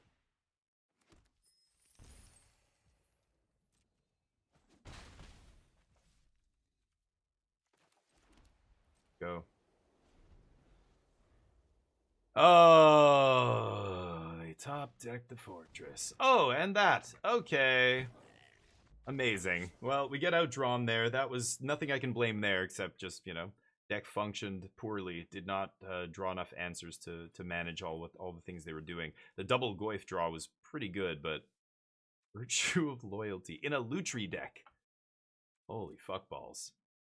I don't know. To me, Lutri doesn't belong in a deck with a bunch of creatures. Bombardier's great. It's just like they just took a bunch of random, individually good cards and mashed them together. And, you know, you got Black Lotus and Ragavan. You've got some powerful stuff here for sure. So it all kind of, you know, you can make it work. But dear God. And Flage. Double black cards, double red, double white. Were they playing green? I didn't see any green, but... Yeah, so they drew well. They drew a bunch of their good cards there. Bombardiers is another insane one. Jeez. I'm jealous. Childcare. Okay. Azagi, how you doing, buddy? Hey, Battlegander, how's life? The Berm, I gave you a follow just now. Did you say the F word? Oh, yeah. Yeah. I think swearing is a good spice to sometimes add to a conversation. I think people who swear too much sound like idiots. But I think just the right amount of swearing when called for is... That's the difference between a Michelin star restaurant and, you know, your average family, like Denny's or whatever. You know what I mean? But people who swear too much, like, people overuse it, like a lot of spices. And then, you know, ooh, your food is good. It's like, no, somebody who knows what they're tasting is like, actually, this is like way over seasoned or whatever. But I do swear. I do swear. I swear more when I'm angry. When I'm impassioned. I curse. Okay. Go nuts.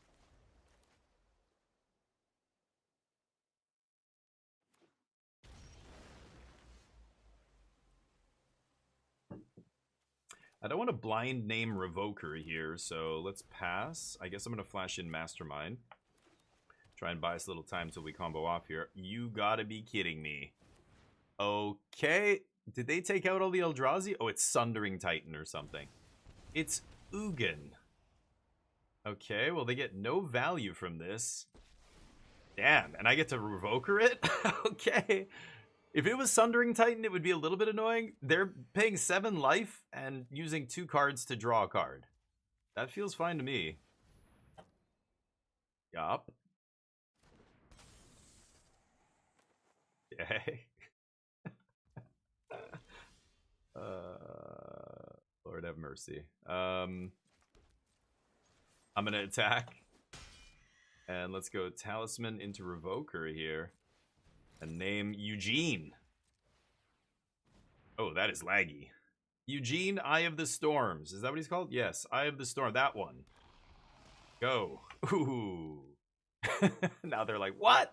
Oh, come on. This is bullshit. They had Channel on turn 2 and also a red removal spell with their first 2 lands here. Ooh, I can draw. Nice. Ooh, a piece of candy. Now what? You have no issues. Excellent. I assume not, but I do curse sometimes. And an artifact to trigger Ugin. Okay. I could still win this game. I do have some combo action here. How am I gonna do this? I wouldn't mind putting Lutri in my hand here and then going for like a double Frantic Search next turn. Yeah, that could be good. I don't have a red source. Well, I guess I have Talisman, right? We'll play with this. Okay, let's go for double frantic search here. That might just set us up, depending on what I draw. If Talisman is a wild card, right? This represents one of the 3 legs of the combo stool. You need 3. 2 legs on a stool, you can't sit on that stool. You're falling down. You need 3 legs to be sturdy, to win. Talisman gets any one of the 3, so as soon as I draw any other piece, I can probably go off. Like, if I draw LED, I can actually maybe just go off with Frantic Search. But if I draw LED, I can Talisman for the, for the Underworld Breach. If I draw Breach, I can Talisman for the Brain Freeze or whatever. Because with Frantic Search, all I need is the Brain Freeze. Okay. I want to... I don't want to save that for the combo turn. So I get to untap 6 lands. Or 3 mana twice. I mean, okay, let's go for this.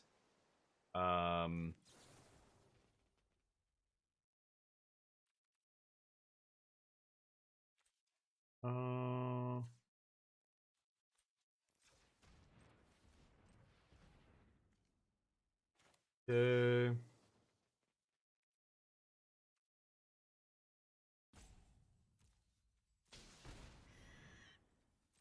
Copy. Here's the Breach. Okay, so I can Talisman. Yeah. Fill our yard. And then Frantic Search. Oh, I was supposed to hold full control. Fuck. I missed the mana there. I should have 1 extra mana. And there's the Lion's Eye Diamond? Yes. I guess it's just Bauble here. Oh, but I don't have red. Oh, I needed to untap Talisman. That's right. Oh, I'll get it off. No, I need to, yeah. Okay.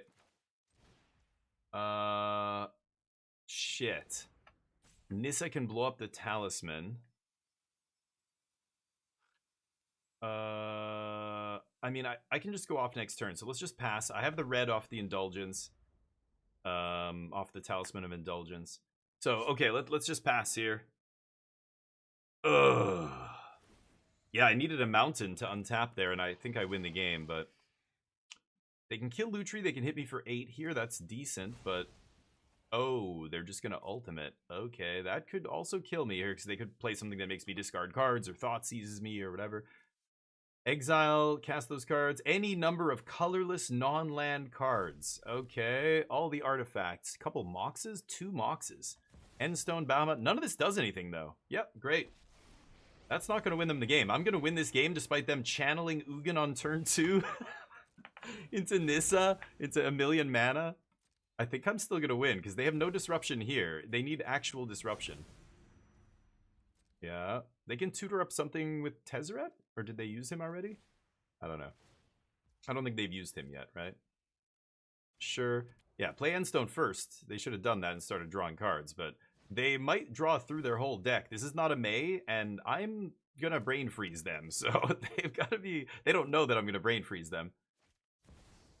Summon Bahamut. That kills Lutri. If they blow up my Talisman, they're stream sniping. Okay, good. If they blow up my Talisman, I legit probably can't win the game now. Yes. But the fact that Ugin can't hit colorless sources, Nissa could. But they plus Nissa already. They are ignoring the Talisman that is so crucial to winning this game. Creature gets -5/-5? I think they fucked that up. You're supposed to draw 2, homie. Oh, maybe they don't want to draw 2 cards? They don't want to draw 2 cards because... Oh, they get a huge robot or something? Or what does it do? At the beginning of combat, put 3 counters on an artifact, and it becomes a robot. Okay, equal to its casting cost? No, it's just a 3/3. What? Oh my, what the fuck are they doing? Are they gonna upheaval? No way. No way. They could. I mean, they have enough mana. They're gonna upheaval. Oh my god. Yeah, okay. You should have attacked me for 8, don't you think? They're just doing shit. They just like taking game actions. This is a true Commander player right here. What the fuck are they doing? Alright. No problem, the Burb. My streamer's swearing. Not in this economy. Are you kidding? In this economy, everybody's swearing. There are small children being like, the stock market, what the fuck? Yeah, they have a lot of artifact mana. Well, I guess that's the way they could win. That was in their hand. I didn't know they had people. Honestly, the last thing in the world I was expecting was for them to reset their gigantic board that they played for free. What? It's like, what the fuck? They're just taking game actions. Okay. I guess it is going to be enough eventually to win, right? Maybe? I'm not even sure, honestly. As soon as I get to, like, I'm going to go, okay, this is summoning 6, so I'm going to go my turn, land go. They're going to go hit you for 9, play a bunch more shit. I'm going to get to untap, play Talisman. They have to kill me, yeah, but they can just go Nissa at that point, right, and kill me. Yeah. Silly, really. Fast Bond channel. I don't know, when I watch like the LSV videos of people playing the actual vintage cube, or I play on Magic Online, I never see goofy stuff like this. I think this is a byproduct of this weird depowered cube plus yeah, plus matter what I discard, plus arena, the arena factor, where most people I think are drafting this like arena cube, which is just, you know, play all the colors, all the shit, artifact matters cards that aren't artifacts. I guess they did end up having enough cheap artifacts, but like this stuff, I don't know, without Tolarian Academy, I don't want to go anywhere near this, or Mishra's Workshop or something, right? Yeah, I take 9. So they have enough beef to kill me here now. Did they play Worldspine Worm? What the fuck? Yeah, like, I don't think they're playing Flash. They're just playing Worldspine Worm. Oh, man.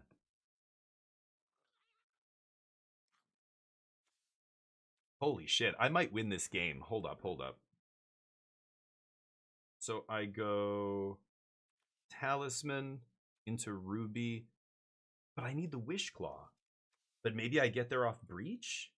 How many cards do they have? They have 12 cards. All I need to do is hit Brain Freeze and I win the game, basically. I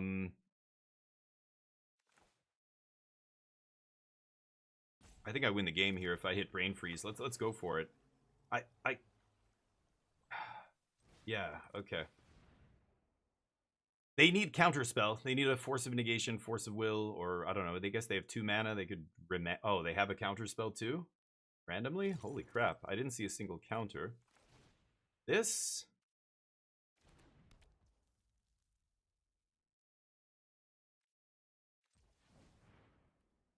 Actually, hold up. Oh, LED?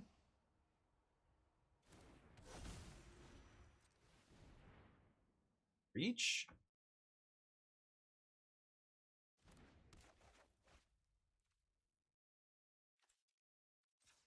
Blue?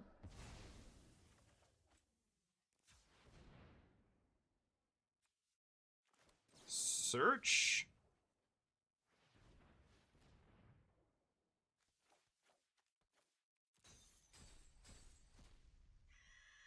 Come on, Brain Freeze. Come on, Brain Freeze. Come on, Brain Freeze. Oh, they have... Oh, they're drawing a card. Okay. I was going to say, do they have a counter spell here? Okay, no Brain Freeze. Those go to the yard. Untap. Okay. Let's float. Float. LED.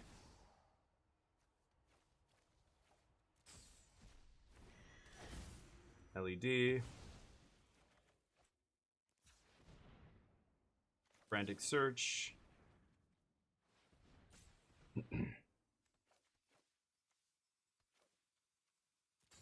Come on, baby. Brain Freeze, Brain Freeze, Brain Freeze. There it is! Ah! Ah! Die! Yes! Yeah, that's more than enough. You. Oh, man, that is insane-o. What a win! Oh, that feels so good. Oops. GG. GG, homie. Oh, oops. Oh, shit. I was gonna go GG, and I'm screwing up. Doesn't matter. I have more than enough. Oh. They thought they were gonna win. That was insane. Well, yeah, like, I'm playing a tightly focused combo deck, and I had 2 pieces of the combo. All they needed was a couple mana, but without Mox Ruby, I couldn't have done it. Because I can't get red into play and pay 2 mana for the Breach. As soon as I top decked Ruby, that was it. It let me win the game. So despite all those other cards I had, it was the Ruby that let me actually go off that turn, and obviously I'm very dead if I pass. But what were they doing? They did turn 2 channel into... Or Ugin immediately started doing stuff. I even had a Revoker to slow them down. They killed it immediately. So they just Ugin, they went off, they put tons of shit into play, and then they upheavaled. I mean, I get it. Look what they did there. They upheavaled and reset my board, and they had a huge advantage. It was probably correct to do so, but they hardcast World Spine. It's hilarious. And they still lost. That was fantastic. Brain freeze, baby. Underworld Breach with Frantic Search digs you so deep. I was running a little low on cards there. I could have Frantic Searched, I think, twice more. But I just looked at, like, that was 4 cards. I would have looked at another 4. Like, you're digging 8 deep. I only had 20 cards in the deck. It's like I'm looking at half my remaining deck. If I hit Brain Freeze, that's game over. That was great. Anyway, the deck should be 2-1 here, but we're 2-2. Let's see if we can keep running it up. Ooh, the freeze. Imagine if they... What? That target... Oh, the target on myself. Yeah, I was going to wish them a good game, and I was still putting targets on the stack. That was my bad. What was I going to say? Yeah, I don't know what they're thinking there. That they obviously they thought there's no way they could lose this, but they didn't really play any interaction. They didn't have duress or Thoughtseize, for force of will, force of navigation. They had some removal, but without the actual like anti-counter cards, then they are just dead if I can combo off. Drawing that Mox Ruby was clutch. That let me do it though, because I was thinking I got to get this red source into play. I was kind of stuck on red there. My mana is not good in this deck, and this is interesting.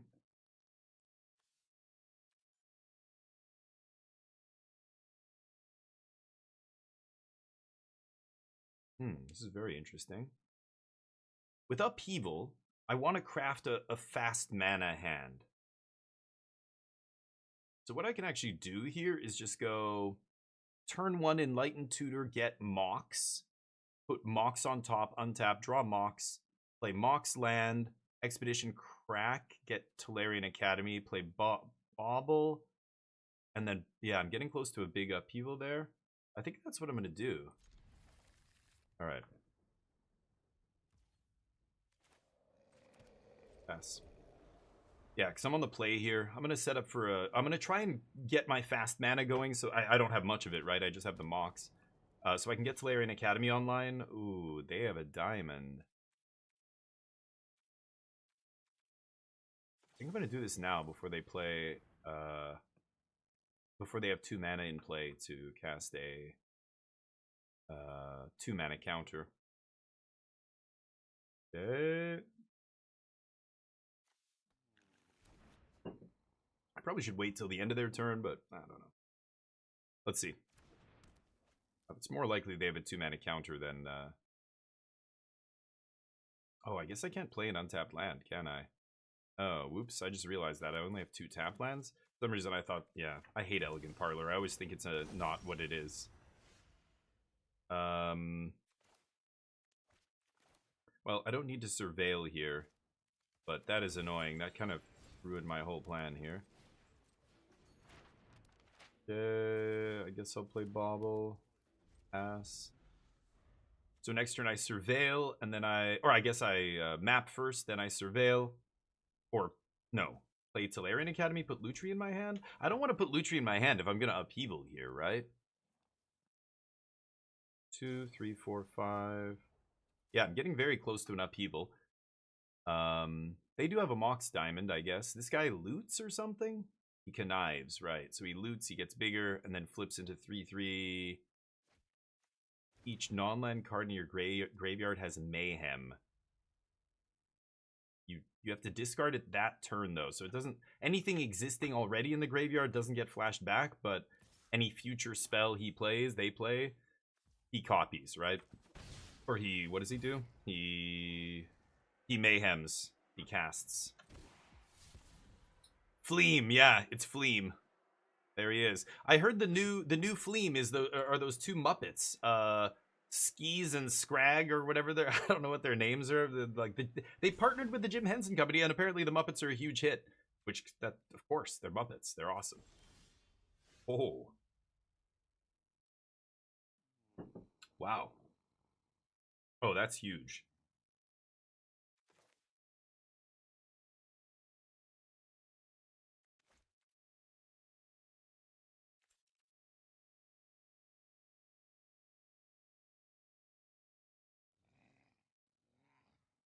I'm gonna play it.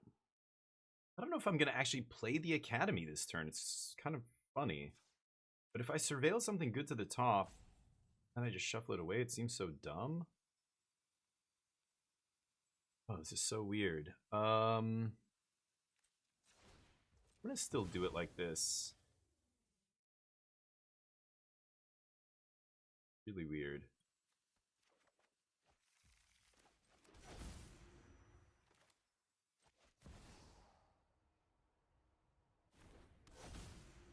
Should I put Lutri in my hand? That can't be blocked. Pass. If I don't put Lutri in hand, it looks like I really have something good at instant speed to play on my opponent's turn. Let's let them fear something here. Ah, Entomb. Well, that's a good sign with Upheaval, because if they cheat something huge into play here, like Atraxa, I can put it all back in their hand. They're going to have to discard a ton of cards if it's Atraxa. So, with Gobin, don't they want to... if they flip Gobin and then they play... Wait, it's in addition? Each non-land has Mayhem. The Mayhem cost is equal to its mana cost. Yeah, to its mana cost, right. Ooh, Search? Okay. I wonder what's going on over there. Hey, Jub, how you doing, buddy? The Tinu Green Goblin. Yeah, that's what he is. Hey, listen. Fleam was, you know, he got kicked in the head by a donkey as a child. He's developmentally challenged. It's not his fault. Look, he's happy. Look how happy he is. He doesn't care what people think of him. He's living his best life. All right? So, yes, he may not be full-on Stan Lee's Green Goblin, but is it Flash? Oh no, they just discarded the worm back into the deck. Okay. They've only got 2 cards left? I don't even know if Upheaval's even good here. I don't know. This is weird. I mean, I'm not really doing anything. Except, I'm gonna just... it's like resetting the game, except I come out with a huge head start, right? That's what Upheaval really does. So yeah, they discard that. Okay, they're pumping this. Play something, homie. Reanimate Atraxa. Sure, fine with me. They go down to 11. Ooh, Sneak Attack. Triplicate Titan, Life Death, some interaction, Library of Alexandria. Okay.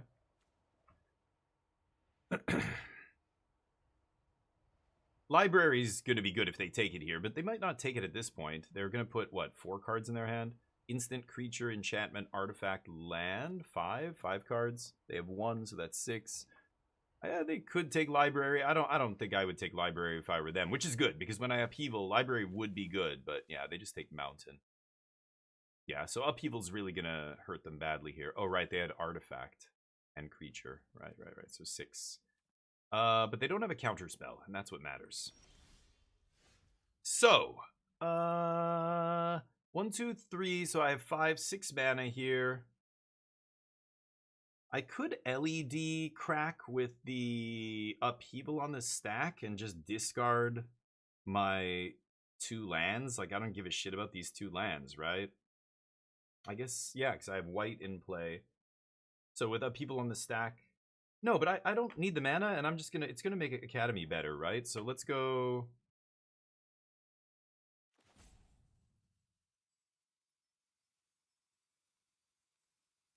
yeah, let's just go Upheaval here.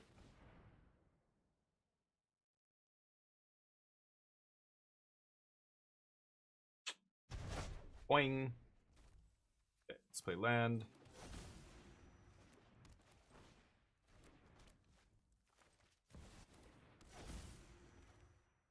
I think I'll put Lutri in hand here.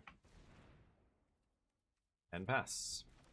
So they're going to have to discard a ton of cards. I don't have anything going here, but we're back to turn 0, so I don't need to have anything going for a few turns. I'll find something.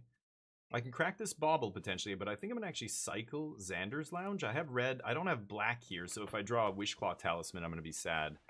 Maybe I should keep this. I've got the Surveil land. I'll be fine. They did have a Mox Diamond. That was the one thing they had that can help them accelerate here, but a lot of the stuff they found off of Atraxa is going to have to get tossed. They're probably going to go for Sneak Attack now, right? So I hope I found a counter spell soon. Yeah, they're going to start sneaking stuff in, which is bad. Atraxa and Triplicate Titan specific. Triplicate Titan's going to leave behind 3/3/3s, but Atraxa's going to gain them a bunch of life back. Let's see. Now they're thinking about what to discard. Doing well, nice. Started the next Yakuza game, nice. Infinite Wealth, yeah. Oh wow, crazy. Should you hold you over to RE9? When does RE9 arrive? I'm actually curious. Not sure.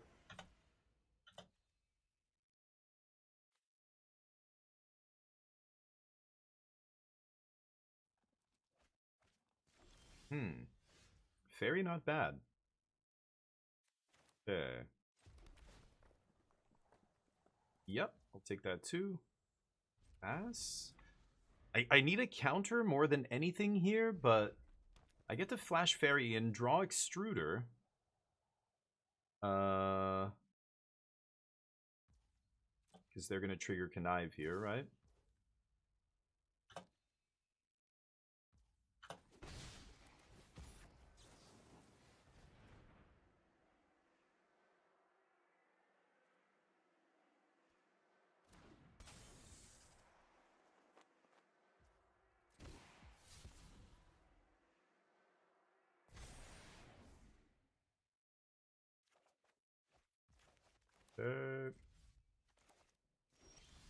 My turn. I might keep this Fairy Mastermind back, because next turn they're going to maybe play Sneak Attack. I drew the Force of Negation to stop it, which is huge. I need this Black Source still.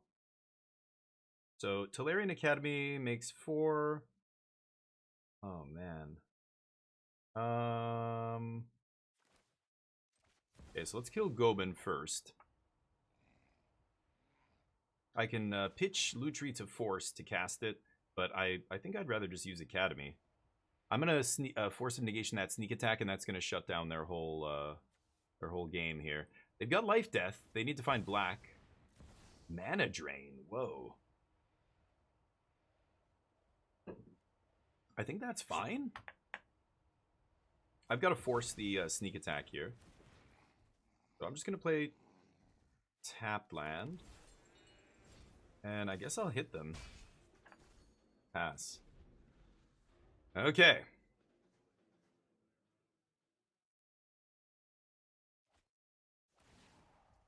They get the mana. Now they think they can play Sneak Attack and activate it. Let's see.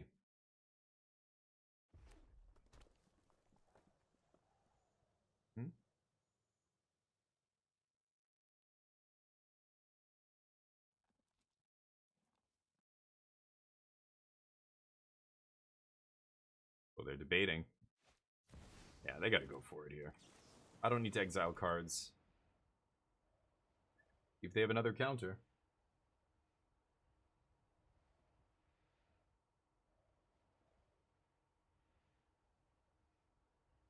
That would have been top decked too. It wasn't in the cards in play, so maybe they got lucky here and top decked 2 counter spells. They only had like 1 card left. All the Atraxa cards, none of them were mana drain. None of them were a second counter. Mystical. Okay, that just puts it on top. Do they realize that? Kind of a weird spot to Mystical, but whatever. We're not in their upkeep here. They put Go for the Throat on top. Okay. Oh, they're going to draw it off Goben. Okay, but then they won't be able to cast it. Oh, yeah, because they played their Mountain, right? Okay, no Sneak Attack for you. If I find combo pieces, maybe I can just win the game. I've already got LED in play. Like, if I find Frantic Search, I might just win the game here. They've got 15 in their deck, yeah, so I only need to cast a couple spells to Brain Freeze. Make all of their lands into 1/1s? Oh no, that was not what they wanted to do. They cast life instead of death? Oh, honey. Honey, I'm sorry. Oh, God. Oh, no. Oh, because the Mox Diamond could make 1 mana, so they dragged Life Death out of their hand thinking they could cast it. But what Arena's not telling you is, oh, I can cast that thing in your hand, but only one side of it. What's wrong with you? What are you talking about? Wow. Oh, no. Okay, so I think I'm going to try and go off here. So let's go... I'm going to make black first. I could play a land here, but that's not necessary. So let's go Frantic Search. It doesn't really matter. Sure. And then I can... I should have cast Lutri, actually, to copy it. Oops. I guess I can't go back now. It used the wrong mana. Oh, I could still do it. What am I saying, right? With red? Yeah, okay. So Lutri. Yeah, I should go full control here so that I can stop in between and tap my lands. So let's discard a couple of cards. Mishra's Bauble's not the worst. And then we untap 3. Submit. And then before this resolves, I float more mana. Okay, and then that happens. And I'm drawing nothing. That's unfortunate. Wow.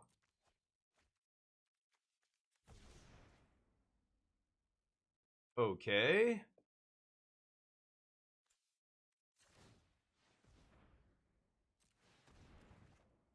Oh my fucking god. You gotta be kidding me right now. What is happening?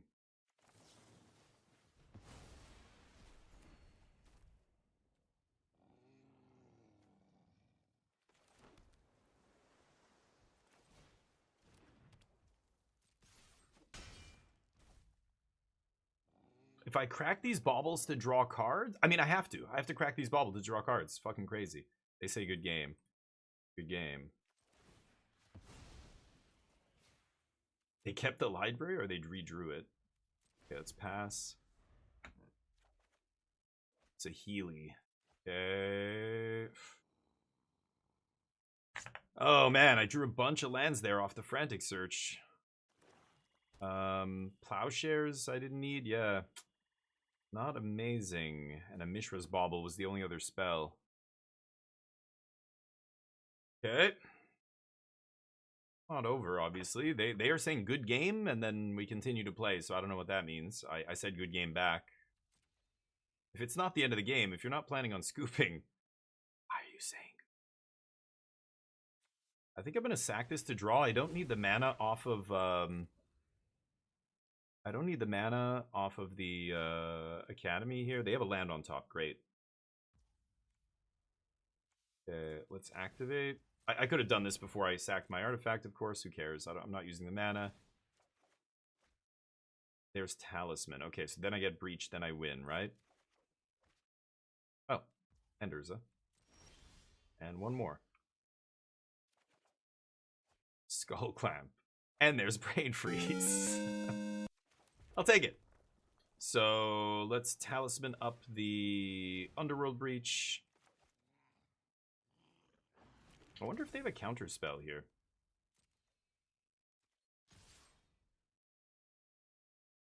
Let's try and force them to use some mana.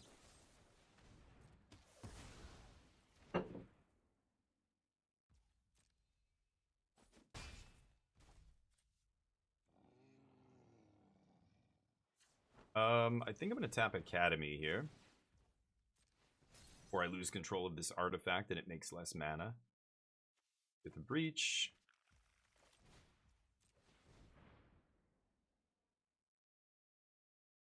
I've already got enough in the yard to get around this, but... This is already milling for 12, and they're at 11 cards, so it's already lethal. I just need to resolve a couple spells and Brain Freeze.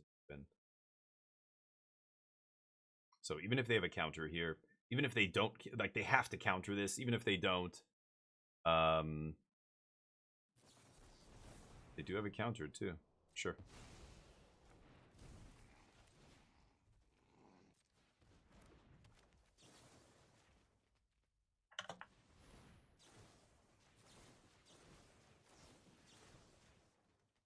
I'm a powerful wizard. I just freeze your brain. I don't care how big your creatures are. It doesn't matter. Oh, Worldspine Worm would have gone back into the top of their deck, but they would have drawn that and then lost the turn after. I guess they weren't technically dead that turn. I didn't think about that. Rasta, what's up? February 27th. Oh, nice. Oh, really? Oh, is it on? And it's going to be on PC. What makes me sad, like GTA is not going to be on PC, which makes me really sad. But how you doing, Rasta? I was readjusting, not too bad. You know, it's weird. Again, maybe because I threw my sleep pattern off a little bit, but I went to bed early. I tried to go to bed early, and I just couldn't sleep for the first like couple of hours in bed. And I'm like, well, you got to be kidding me. I'm like, why am I not? I know I'm tired. Why am I not falling asleep? And but eventually I did. And yeah, playing it out. Okay, so don't ever do that, Rasta. Don't. If that's how you guys think about this stuff, you're wrong. Don't think like that. That's what you're doing by saying good game is often coming across as sarcastic. The only time in a match of Magic, imagine in real life, does anybody ever say, I mean, unless you're like, I don't know, with a buddy and you're like, oh man, good game, I can't even beat that. Maybe you take one more, you draw your next card, go, yeah, that's it. But like, you don't say good game until you concede the match. That's what that means. It's something you say at the end of the match, after the game's over, or when it's about to end, you know? But people say good game, and then they draw, and then they keep playing, and then they, like, you know, it just means you said good game sarcastically, and that's, like, not really a great look. Usually it's either sarcastic or salty, so don't... I think you should never, ever, all of you listening out there, never say good game to somebody until you scoop, or they scoop, or whatever. Like, I can say good game in that spot because it's actually over. There's no spell that counters all the spells on the stack, like Mind Break Trap. There's no spell they could have there that would stop Brain Freeze from killing them. There's no Eldrazi to shuffle their decks back in, which is also crazy. But well, I've got 2 out of 3 here, so I think I'm gonna keep this. Sure, I could map up the Tolarian Academy, but it's not a lot of artifacts in my hand, so it's not going to be that amazing just yet. Turn 1 Ponder, sure. But yeah, don't say good game unless you're about to scoop. Any other situation, it's just a bad look. I know you can try and like justify and think of reasons why it's, you know, nah, it's always a bad look. Don't do it. Okay, well, you know what? What if I just map up a swamp here and win off that?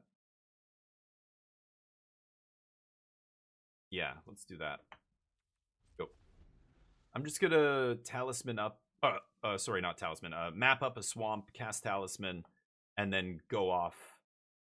Turn 4. See if they can kill me, or I don't know. Blue black. They're gonna have some interaction probably for either my hand or the stack here. Ugh, that's not good. Okay. So I've got to plow Leovold, and then I guess I'm just going to play Map. I think I'm also going to play Lion's Eye Diamond.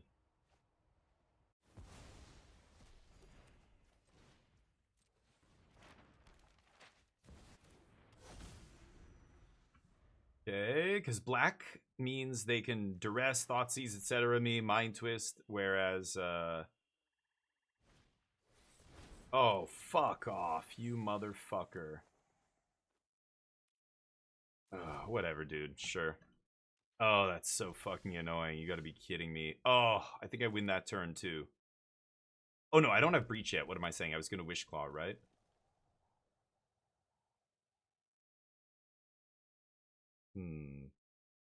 I can Cryptic the Lion's Eye back, which is kind of nice. How am I gonna do this? Like, if I... Yeah, let's Expedition for a swamp. Pass. Let's Expedition for a swamp here. And then maybe I can... Oh, but I need triple blue. How am I casting Cryptic? this just went so sideways because of Skydiver stealing my Lion's Eye Diamond. I mean, I know I could have sacked it in response, but that's not going to win me the game. Okay. Good news is they're not doing really any damage. What am I sacking map for? I think it's still Swamp, but God, Tolarian Academy would let me Cryptic and go off, right? You know what? No, I know what I'm getting. I'm getting like Xander's Lounge or something, right? Yeah. Yeah. Let's get something like that. Or Watery Grave. Watery Grave, also good. I have double red. Yeah, let's get Watery Grave. That's fine. And actually, I can go Frantic Search into Cryptic. Shock myself 3.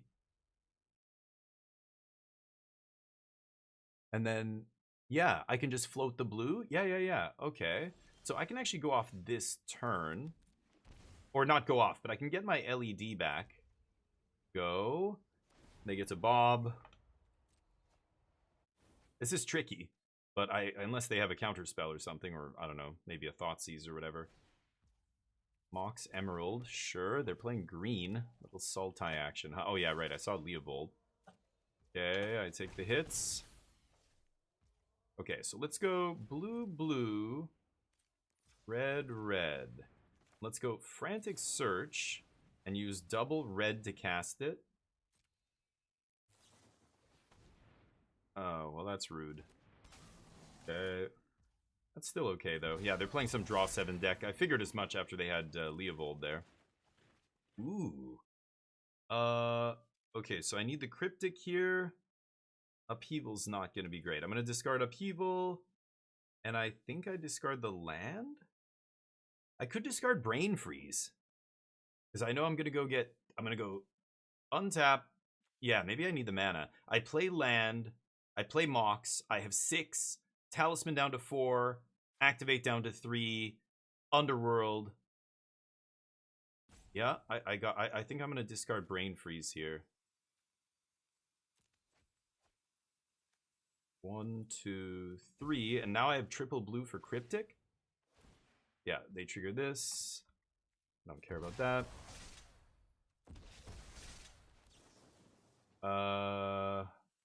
Bounce draw.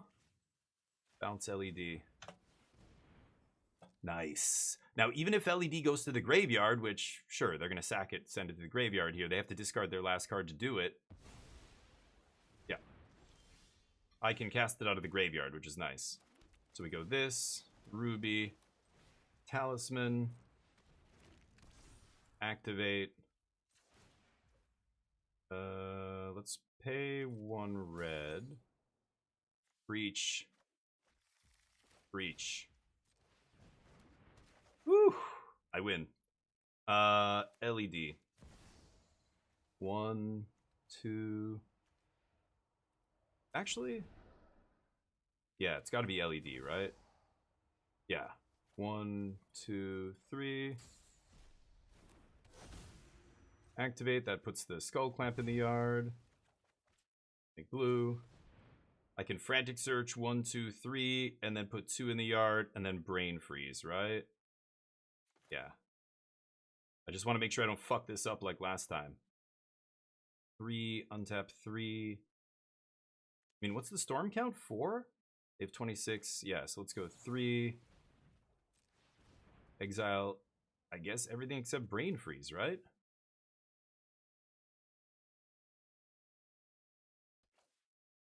Wait. And then I put, yeah, 2 in the yard and the search. That's 3.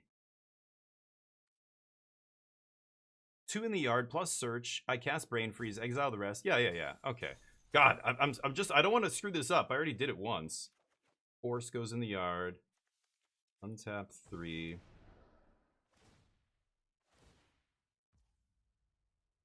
Yeah. Wait, what?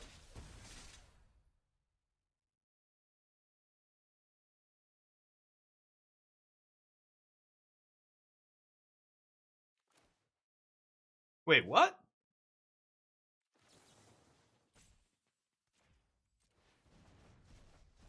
Oh, there we go. Okay. It's the best I could do. Yeah, I did do it right. 6 times 3 is not going to be enough, though. So I think I'm dead now.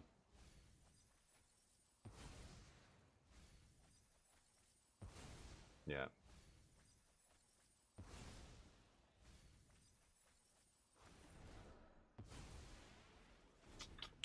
Darn.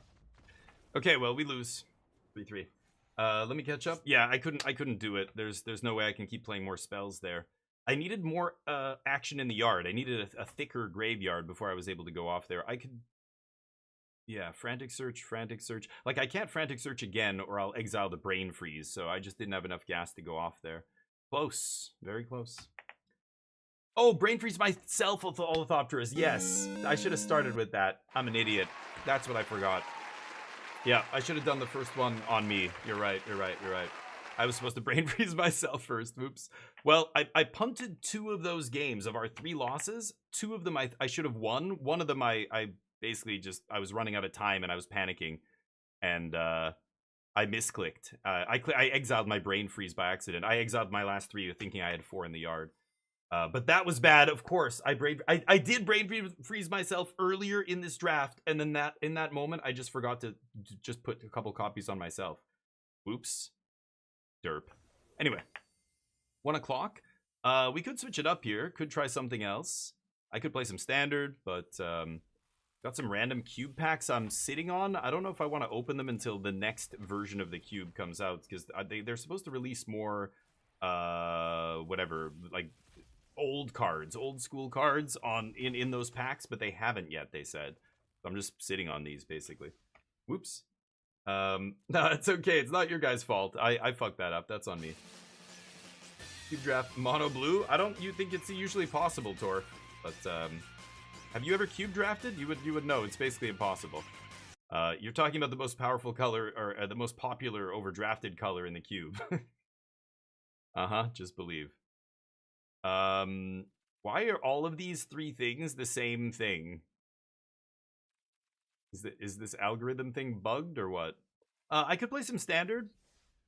I don't know. I was gonna play another game today, but there's Torf Lovechild. I was gonna play another game today, but I don't know if I'll have time because I gotta finish a little bit early. I've got to finish at 3-ish, 3 something. It's about 1 o'clock right now. I killed you. You'll be back, I'm sure. Hopper food combo. Should I try some Jeskai? I already got my daily, right? Oh, kill my opponent's creatures? Sure. Let's just get this out of the way. I know one deck that's good at killing creatures. It's this one. One is best of 3. 2 of them are best, or one of them was best of 3, one of them was best of 1, and the third one was just both? I don't even know. Why is it putting Powered Cube 3 times on there? Yeah, I know there was one of them was best of 1, one of them was best of 3, but I was shocked at the fact there are not 2, there are 3 exactly identical, like they're all Powered Cube.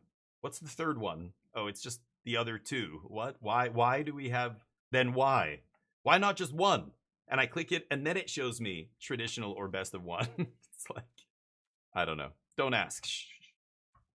It's not. They're trying their best with 2 dudes and an intern, an unpaid intern or something. I don't know.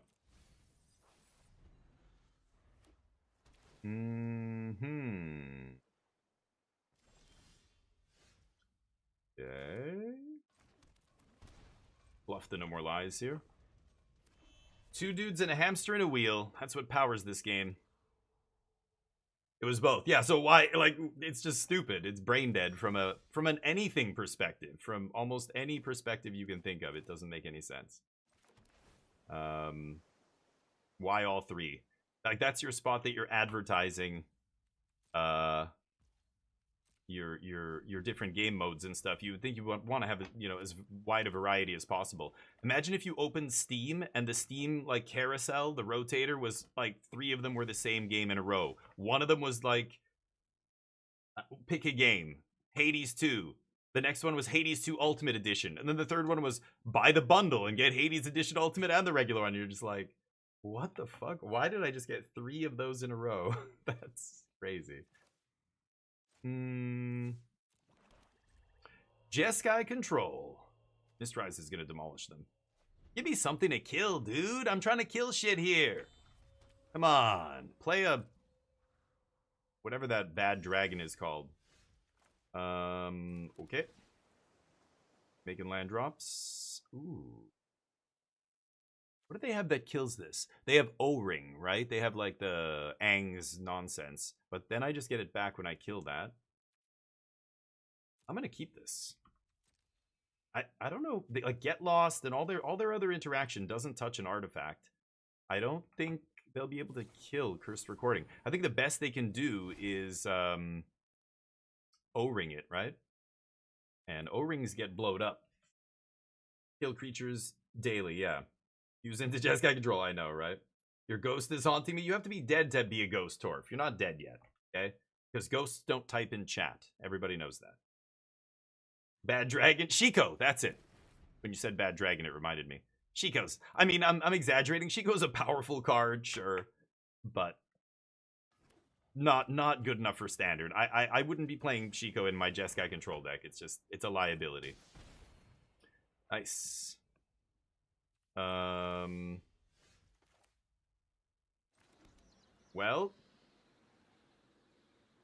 kind of just want to play Uncounterable Cursed Recording. They can't Jeskai Revelation here. What the fuck are they gonna do? Yeah. Oh, that just resolved instantly? Oh, okay. They don't even have a counter spell. Good lord. Oh, you're at least repping No More Lies over there. It's got another Lightning Helix? Is that it? Must be. You're a special ghost. Oh. With special needings? What do you need? You need attention. It's what it sounds like. Play my decks. Don't delete my deck. There was a woman at Worlds competing. Yep. Oh, yeah. I mean, there's people... Oh, a braid. Oh, amazing. Okay. Never mind. It's an Abrade. Right. Forgot they played that one. Amazing. Okay, let's pass here. Right. Abrade. Because Monument decks, I guess? I don't even know.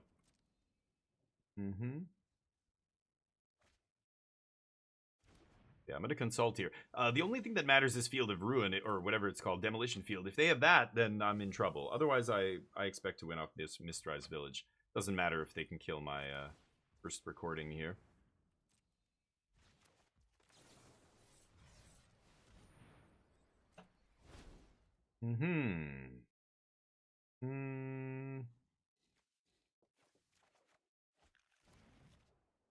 Okay. Had a really bad opening hand here with the double fire magic for the control deck is not great, but I think Mistrise is going to get us there. They have some Jeskai Revelations, but we have more. They have more threats than us, but we have things like Defeat that are going to eventually kill them. The only issue is their life gain. Like, every Jeskai's deck is different. Some people are playing Beza, some people are playing, there's all kinds of versions. Like some Farquaad was saying, like, somebody playing something at Worlds doesn't mean anything, right? It's just, okay, sure. People are doing all kinds of stuff out there. I'm sure there are Jeskai control players playing 25 lands when it's, totally incorrect to do so. Or they're putting, like, I think Rest in Peace in the main deck is not great. I think that's a sign of your deck's not good enough for this metagame. Just put it down. If you can probably get away with a Soul Guide Lantern, that I could actually, I still don't love it, but I could accept it. But like double Rest in Peace in the main deck, but people are doing well with stuff like that. It still doesn't mean it's correct. It just means people are random. One person does well with it, another list in the top 30 doesn't play them in the main, and they're both doing well. So what does that really mean? Like, it does, Not to mention the woman at Worlds. I don't know what her record was. Maybe she bombed out. Who knows? Okay, carry on.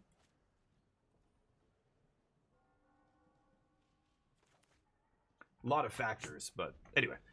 I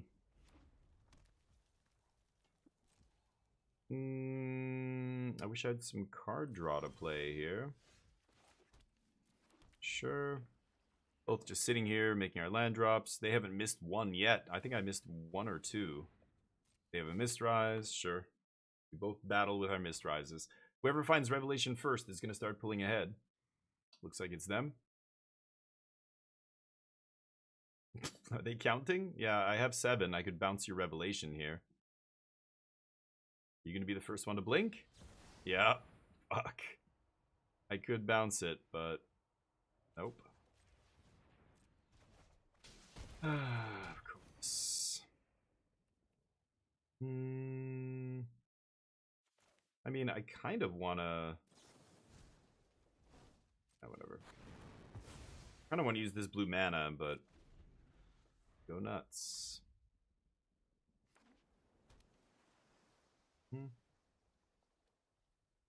Gonna try and burn me out? Nope. Not drawn very well. Only saw a single consult here. And when I consulted, there were no more card draw spells. And they just naturally have 2 of these. I mean, they draw 2 extra cards there, so maybe they drew into one, but... Yikes. I need to find one of mine.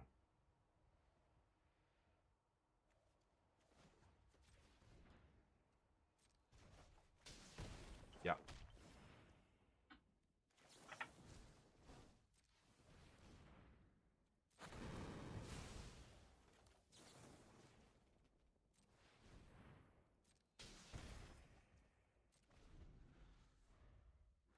Could start defeating the tokens as well, but at least let me use my fire magic to wipe those things. Defeat can hit a Wan Shitong or whatever, Shiko or Marang River Region, whatever big nonsense they play. They're discarding, sure. At least I'm killing creatures. Got that going for me, I guess. Finally, some card draw. Now we can find a Jeskai Revelation.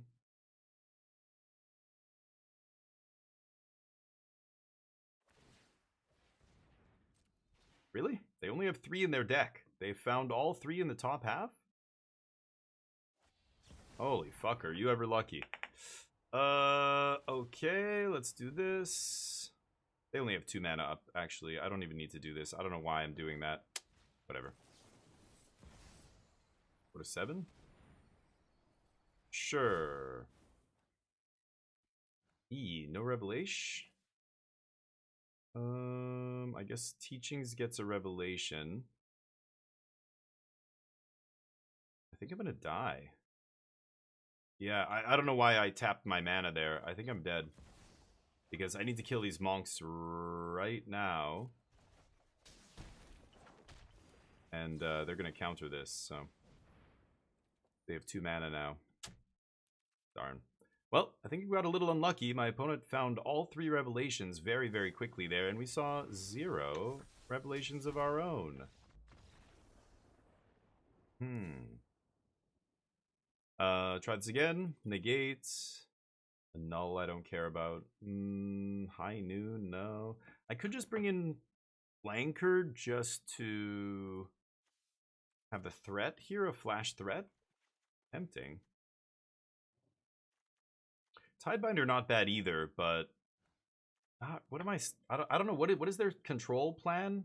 Did they bring in something like Riverturn Monument or something? Maybe I should bring in Tidebinder. I don't actually know. I don't know if they do. I'm going to take out Curse Recording. That was one of the reasons why that card sucks. God, if it gets killed by a 2-mana removal spell. Eesh. I can certainly cut some of the sweepers here. Like Ultimas can probably go. So let's bring in the last Tidebinder and... I don't know. I'll bring in 1 Flanker just as an instant speed threat. Alright, let me catch up. I'd like to make a Jeskai deck that has Foundations card that creates dragon tokens on spell. Oh. Good luck. Yeah, those kind of things are very hard to make work. So that's the thing about Magic. Like, you can look at some of these cards. They're really almost made for Commander, where you have 40 life and all the time in the world to, you know, set up that kind of a complicated thing.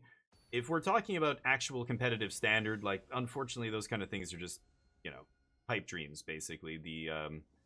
The big build-arounds, the big splashy 3-color, you know, enchantments that come down and do nothing. And, you know, you have to... jump through a bunch of hoops and, you know, have a bunch of cards even after you play it to make them good. I will keep this. So those kind of things are tough. It's sad because they are interesting to play with. Yeah, you look at that and you're like, I want to do that thing. That sounds awesome. And it's like, okay, well then you should try and build a commander deck around it or something, because standard, it's just probably not going to be good enough. I mean, you can still try, but you know, you just won't win very much against actual tier decks, which a lot of people just copy and paste and play on Arena. I wish it weren't like that, but I think, you know, that's magic, right? Top 32. Yeah. No Shiko. Yeah, good. Finally. That's good. Good to know. Because they used to play a lot of Shiko. And I don't think it was very good. Need to find a land here. Fuck.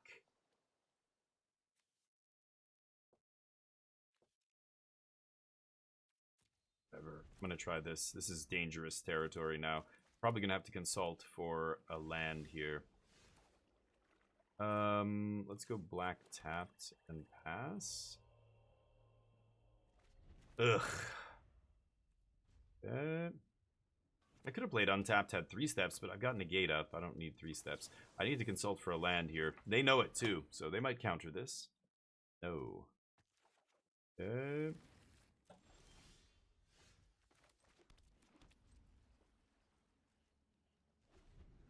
Nothing from them. Might just jam flanker here. Start punching. Scry 2, draw 2? Because if I get to Scry 2, I'll probably find another land here, right? So, and if they counter this, hey, great. Use your... Oh, they don't even have double blue. Has to be no more lies, which means they can't counter anything on my turn. Yeah. Let's see if we can find a land. Oh, they're going to zap it. They should wait until after I scry. Yeah. Land Tidebinder? Okay. Tidebinder will be another good follow-up to Kutzil's Flanker, because this is basically me telling them, okay, I'm gonna... I think I am gonna play this untapped, actually. I'm going to pressure your life total here. And Tidebinder helps in that regard.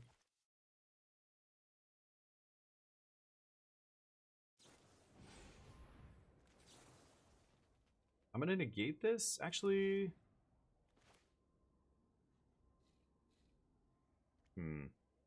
Could draw some cards here.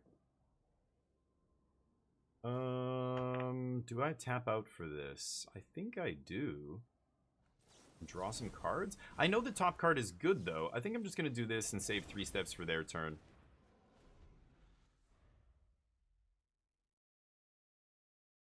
Negate's the better card, like it's cheaper, but... Yeah, they're desperately trying to find lands here. Okay, so I'm gonna use both. That's better than kicking it. Yeah, they're missing land drops, so nice. We punish them. I get to stock up into lands. Land, I should say.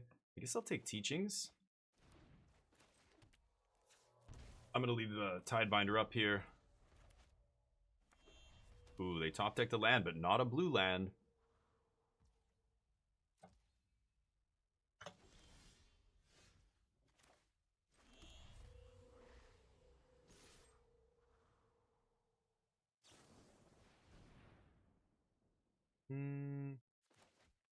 Sure.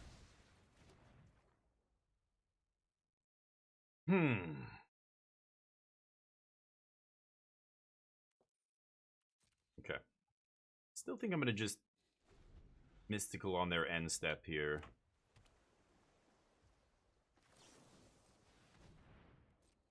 If they want to let that resolve. I can pay for no more lies, so they have to tap both their blue to counter this. Or have negate. They'll see. Not going to get you, Jeskai Revelation. I think... I'm just going to take Consult here. Could flash in Tidebinder there, but then I just play into the lies. Yeah,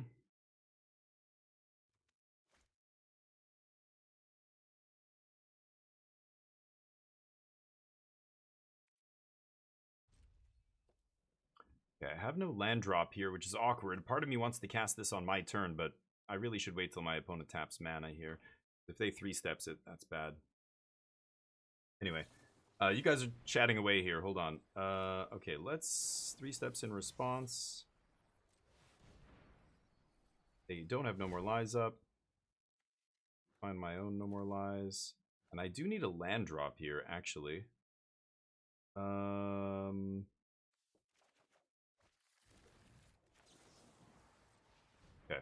Trying to keep them off cards here. Sanctum team deck. Oh, okay. Jeskai. Yeah, Jeskai control's still good. I just don't think Shiko's good.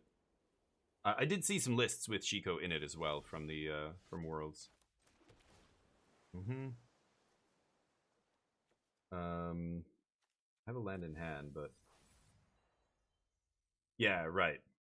Oh, BO1? Yeah, I don't even BO1's not even real Magic. Like it's not that has like when we talk about standard, and especially when you like talk about the Pro Tour or the Worlds or any big standard tournaments, the big Spotlight Series ones that just happened. I could teach here.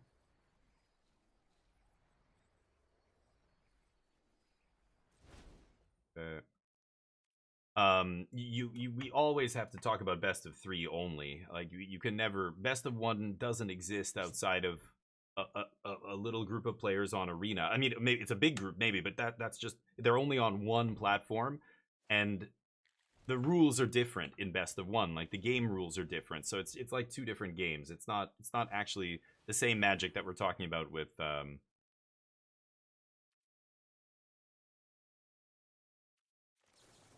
they're gonna No More Lies this, I'm sure, right? With best of 1 and best of 3, yeah. So best of 1, like who the fuck knows? Who cares what's going on in best of 1? It's all over the place. There is no metagame. It's its own weird little inbred thing. There's no data on it or anything. Should I take Jeskai Revelation? I think I'm just gonna take another Consult here. Okay. But yeah. Oh, there we go. I know what you mean. Okay, let's just jam this. Uncounterable. What they do? Pass.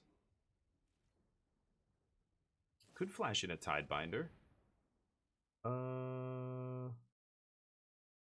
Huh. Waterbend 4 to touch it, right? Yeah, I don't care. If I tap out here and they Revelation it, it doesn't even matter. I'm just going to respond with my own Revelation, so nothing changes. Guess I'll get Defeat for the Unagi here. Delicious Unagi. But, interesting list, the game 1 sec. Yeah, BO1 variant. No. Was tap out control deck? Yeah, right. She called it mid-range? Yeah. That makes sense. But it seems like to me. Okay, so that is Revelation. I can't Waterbend tag that guy, but Defeat just cuts right through the ward, right? So maybe I just do that. So let's go Mistrise. Let's make sure this resolves. And then I can defeat this idiot anytime.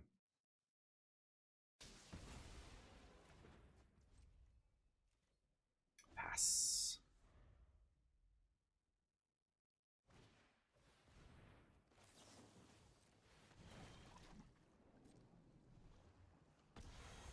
Nope. Not paying for that shit. Nice. Good.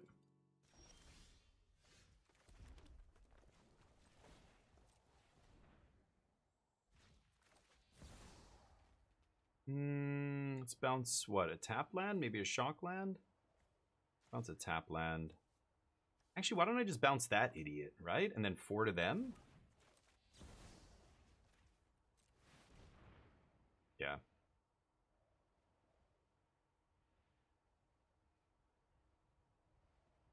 Uncounterable Jeskai Revelation? Go. They can start lightning helixing my tokens here if they want. Could kill my own token.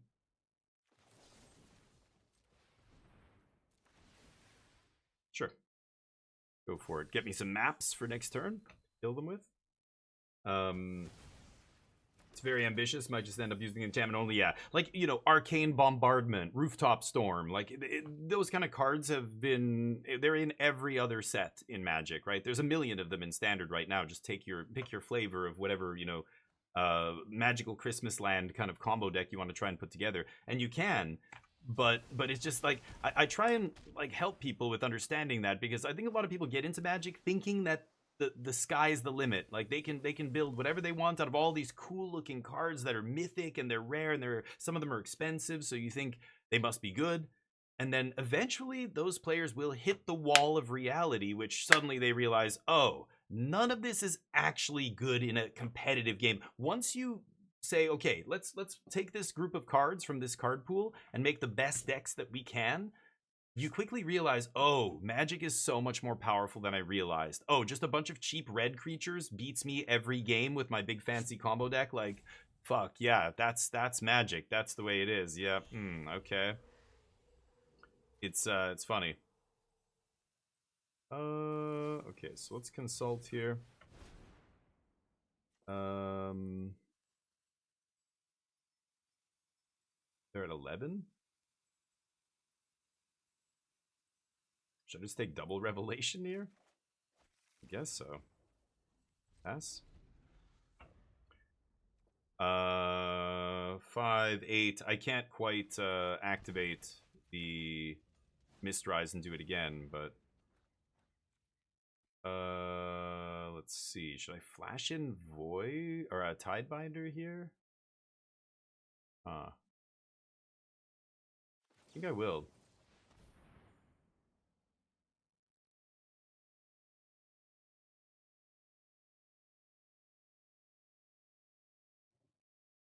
Let's see what they do. Could flash in both. See what they do here. They can Jeskai Revelation me. That's fine. I'll just do it right back to them. It's going to be interesting. 6, 7, 8, 9, 10, 11, 12, 13. I'm almost at the point where I can double Revelation in one turn. Sure, boss. But yeah, like, anyway, Magic's so funny like that. Yeah, you know, there's always going to be a foil, and when you get to the best decks of the format, like, they are the best decks, and, you know, those 3 or 4 different, 5 different best decks kind of like rock, paper, scissor off each other and trying to break into that and beat, you might be able to beat one of them. You know, you could probably put together a deck that crushes of the other mid-range deck in the format, the really good mid-range, whatever version of the deck, you know, people are playing. Or maybe you can beat Control easily, but you're never able to beat more than one of those top decks. The reason those are the top decks is because they have a good game against multiple other top decks, but even each one of those top decks is still weak to one of the other top decks. You know what I mean? Like, that's the whole rock, paper, scissors thing. Did they even fight Magic? Fire Magic? Amazing. Ooh, boy.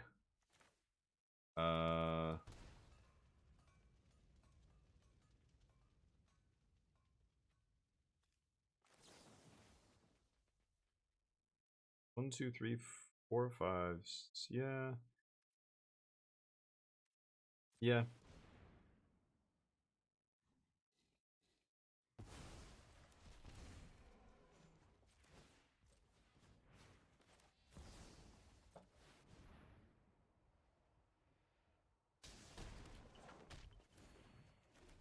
They're getting lower and lower.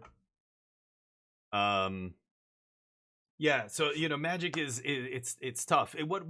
How it all shakes out, it just ends up meaning that a lot of these cards that are in every single set, at Mythic, at Rare, at, you know, like big powerful build-arounds and stuff, just are never going to see play in actual competitive constructed, you know, Magic. But they're great for FNM, they're great for your casual, you know, commander group, they're great for a bunch of other stuff that, you know, is a thing.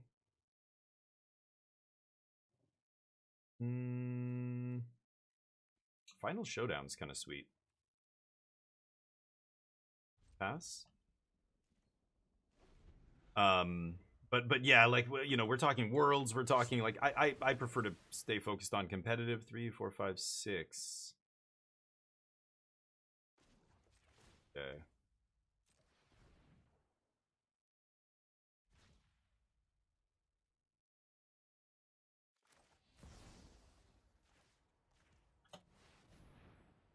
do that.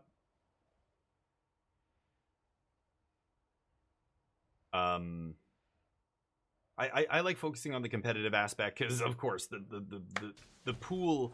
If we're talking about the Olympics, it's a 100-meter pool, 200-meter pool. We can actually talk about all the cards in the format, even though Standard's getting pretty ridiculous now. But like when you include all the casual stuff, even just Standard alone has so many thousands of cards now in it that there is no rhyme or reason or metagame or anything. It's just whatever you want to play is good. I'm gonna negate it.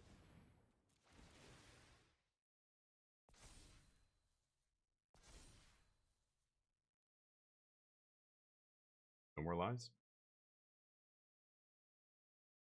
Go for it. Nope. So many triggers.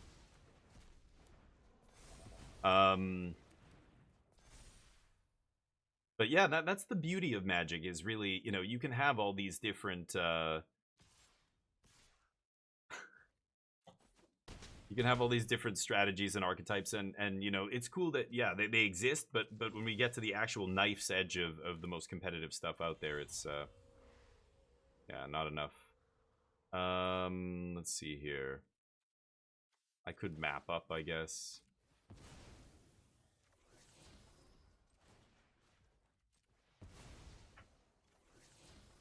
Awkward.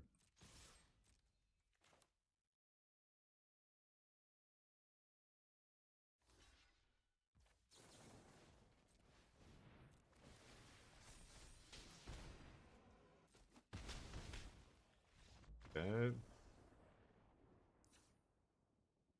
Try that again. So yeah, they lost many turns later, but the reason they lost was on turn 4 or 5. Turn 5, we kept countering their card draw, and they could not make a land drop. It took them a couple turns. And so at the end here, I end up with, you know, 13 lands or whatever, and they have, or 14, and they have only 9. And that's why we won. So let's try that again. See if we can make it happen. Players like Seth Manfield played mono red? Really? They play the best. Oh yeah, the money doesn't matter. It's playing the best deck is what matters. But I think the problem is, you know, what players think is good is, you know, they'll see like a flashy enchantment, like a big build around like Arcane Bombardment, or maybe the one that Sargent was talking about. And it's like, that's fun, but like, I just want people to realize, like, when they do build around that, you accept that you're playing a casual deck, and if you go to a competitive tournament, you might not have a great time. Like, you might steal a win. You might actually beat a couple of the decks because you are playing powerful cards. Like, it'll probably line up good against somebody in the room, but the chance of you actually doing well and winning prizes and stuff is like, that's not what these games are. They're not anymore. You know, this is the age of information where everybody knows. Anybody can go and download the deck list from Seth Manfield or some top pro. That's what people are going to do. They're going to copy and paste the best decks and play those. So, you know, trying to play your rogue deck, you know, built around this thing that is like wacky and takes all these, you know, all these moving parts is going to be really tough, right? That's not good. Okay.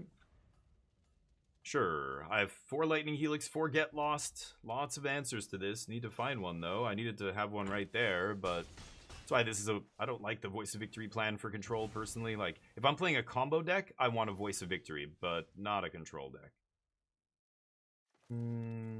Okay. Oh, wait. Should I play? I guess I should play this on my turn? The Tidebinder? They're just gonna Lightning Helix it, right?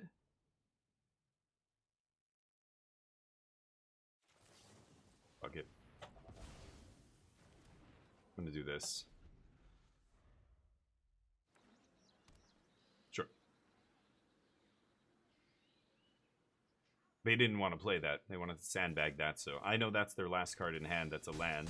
Unless they got lucky off... No, if they got lucky off the top and drew a land, they would have played it. So I think that is their last land here.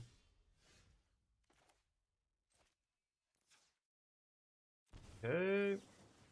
So this dumbass. And let's see if they've got a 5th land here. Yeah, that's where a lot of players land, Sergeant. Yeah.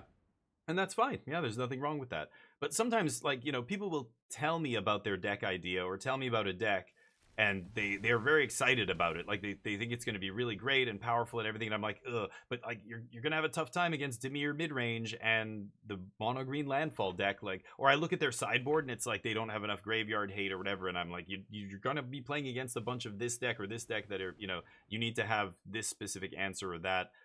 I want people to be like realistic. So yeah, go for it, but it'll struggle to beat some of the top decks probably, but if you're okay with that, then yeah, by all means. Oh boy.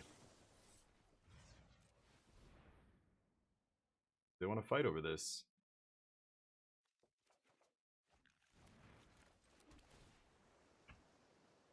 Okay, looking to keep making land drops at all costs here.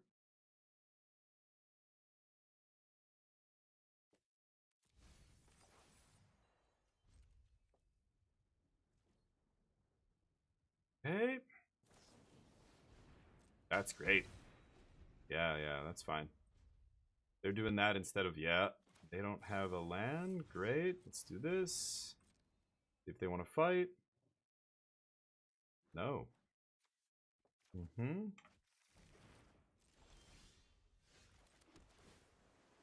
They miss a land drop there, so now we pull ahead.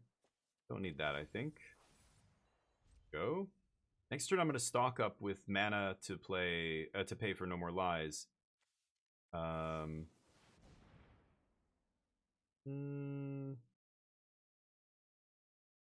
That's awkward.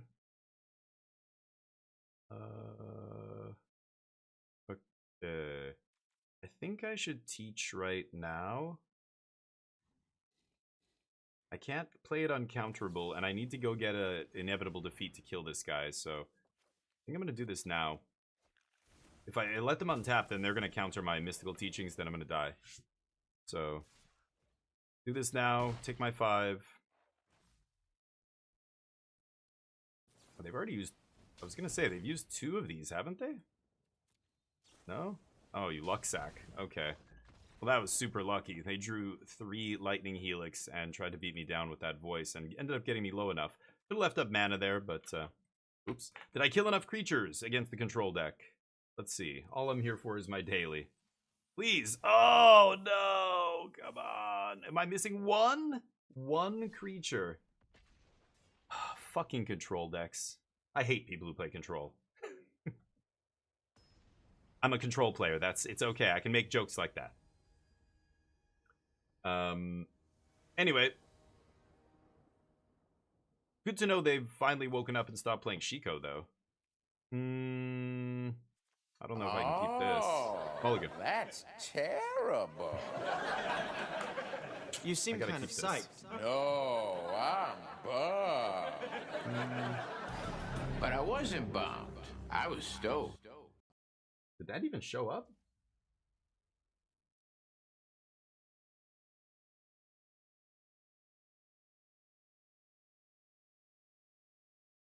Did that show up? Why did I not see that on the screen? I think it did, right? Okay, it did. It didn't... I don't think it showed up on my OBS overlay over here. Who knows what's going on with OBS? The shit show. It constantly, like, defaults back to having no mic enabled and just weird shit. I guess I'll kill this now. Save the fire magics. Old Simic. Boring old Simic. Gonna take some lands here. Everybody say, I'm saying boring as I play the same deck for like 5 months straight. I have double blue. I think I just want to get... I just want to get 2 lands here. I want to get a black source as well. Alright, do your worst.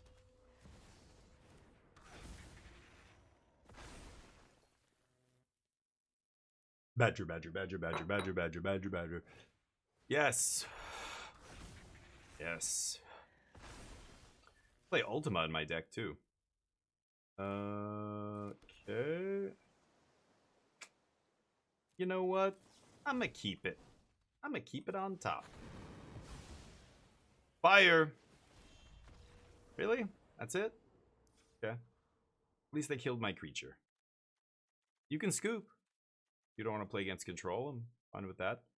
What am I bringing in High Noon here against this? I can't remember. They play a bunch of mana dorks, and I don't even remember what Simic does to finish the game. I don't know. We'll see what happens when Lorwyn drops. I think a bunch of decks are going to change, but I think High Noon was good against them. I can't even remember now. I legit can't remember.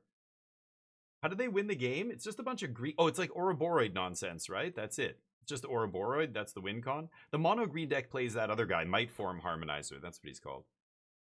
This recording is terrible. Should cut cursed recording. I'm gonna cut some of the. Well, I'll cut 3 steps.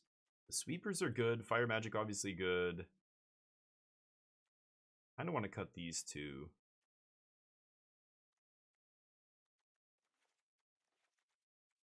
First recording's a meme. I side it out basically every game. Like, there's so many matches where I don't want it, but Stream Deck's latest update doesn't update, really? Oh no. Ay. Not good. I have fire magic, so I think I'm gonna keep this.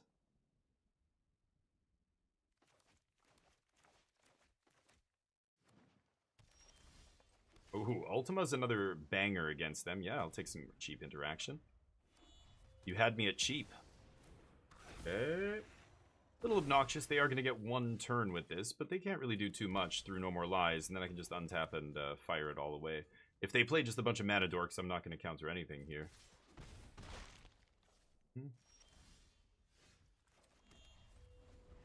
Yep.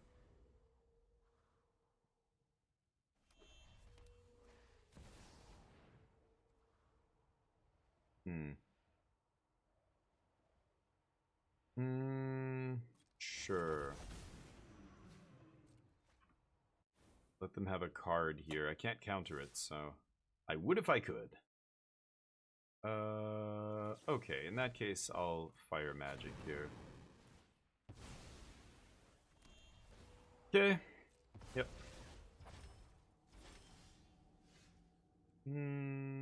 Could leave up No More Lies and... Yeah, let's name white here. Go. I do need another white source in play for Ultima anyway next turn, so they have nothing. Deal. Okay, get the black source into play, pass. Now I have Consult up on their end step if they don't make me do anything here. They just have negates or something? Maybe they sided in a bunch of counter magic? No? Okay, I have my land drop for next turn. Definitely going to take more card draw here. I think I just want to take another land. I have answers for days, so I don't need Lightning Helix or the Sweeper. Let's just draw. I don't need to stock up this turn.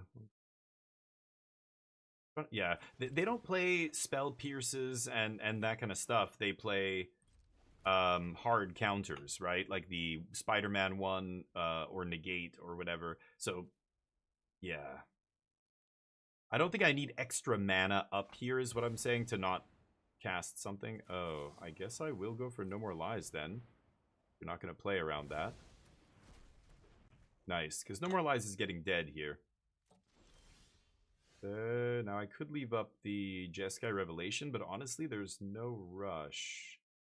2 red sources. I'll get a red source into play tapped here. Let's pass. Not going to stock up yet. I could. I wouldn't have to discard there, but...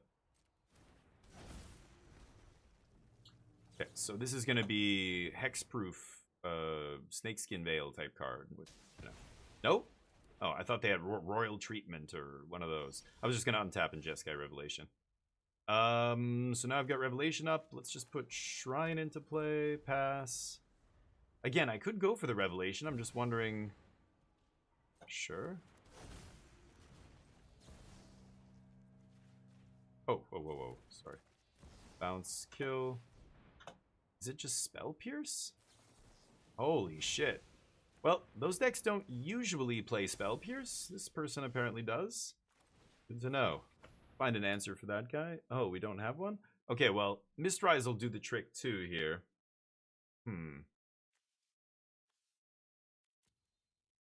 Oops. Spell Pierce. I don't think I need Mistrise Village. I wasn't expecting Spell Pierce there. 1, 2. Yeah, we're not going to be able to do anything with Consult here. Sure. Pass? Might just Tidebind this.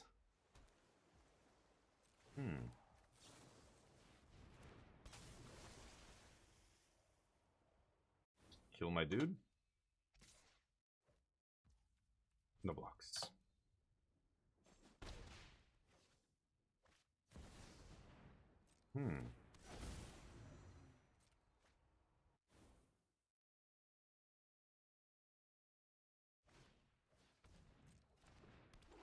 Okay.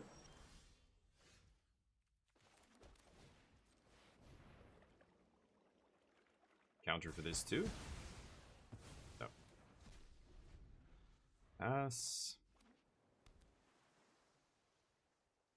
Should I play around Spell Pierce? 5 or less? 5? What is this? Can't remember what's in these decks anymore. Ouroboros, is there... Oh, it's a Riddler they're going for. Yeah. This is funny. I could search for a Tidebinder here and just stifle this. Tempting. I don't think it matters. I'm going to go get Jeskai Revelation. Maybe I should do this in response, though, actually. What am I doing? Great. Never mind. They tap out for me. No Jeskai Revelations? Really? Okay, I don't care about the 2-drop. It's going to take defeat for the big guy. Come on. No way. Okay. They're going to flashback Rhythm, and No More Lives is going to be good here, so... Let's do this now. And I could Day of Judgment as well, but I can save that. They'll overextend into it with the Nature's Rhythm or whatever here. How big is it going to be? 1, 2, 3, 4... Oh, they've got another one. Okay, sure. X is 2. They're going to get Badger Mole here. Trigger. I'm going to kill the mole. Keep them off of mana, and then I'm going to No More Lies that Nature's Rhythm if they go for it. They could go for X is 4 here, get Ouroboros. I could let it happen and then just Day of Judgment, but they've got 2. So I'm going to No More Lies the first one they play this turn, untap, let them play the next one next turn, and then Day of Judgment that one, and they'll be completely out of gas, and I won't have taken barely any damage here. Okay. Go. So Rhythm plus Ouroboros. I take some damage. I could even kill the Ouroboros here, I guess. Yeah, they play more creatures.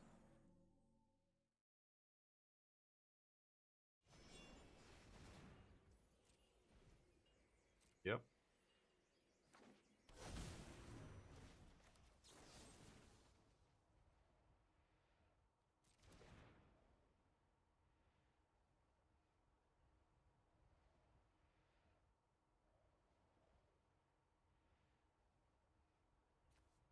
I mean, I should kill this. I just don't want them to get the card, right? Yeah, like the extra card. They'll draw 2 if Riddler's in play. It just sucks because I'm in a Day of Judgment here, but at the same time, I would rather them not get an extra card for free. I don't know. I've got 3 Revelations in my deck. Oh yeah, I cut one. Oh, did I mill one or something? Or I played one already. Yeah, that's it. Sure. Pass. Kill the next thing.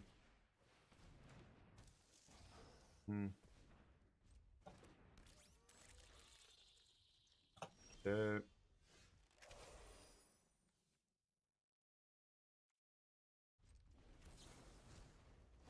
I'll just go for the max here. Just in case there's a Snakeskin Veil or something. Last card. I don't even care about this. I think I'm actually just going to save defeat for now. They have nothing to... They have nothing to ramp into here, so I'm just taking a little bit of damage. Yeah, because I could find another sweeper or something. There we go.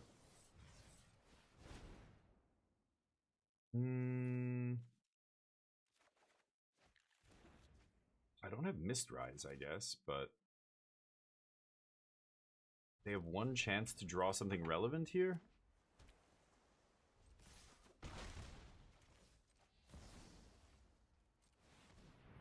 I'm ignoring this cub. I don't even give a shit. I think that's gonna be GG. Ooh.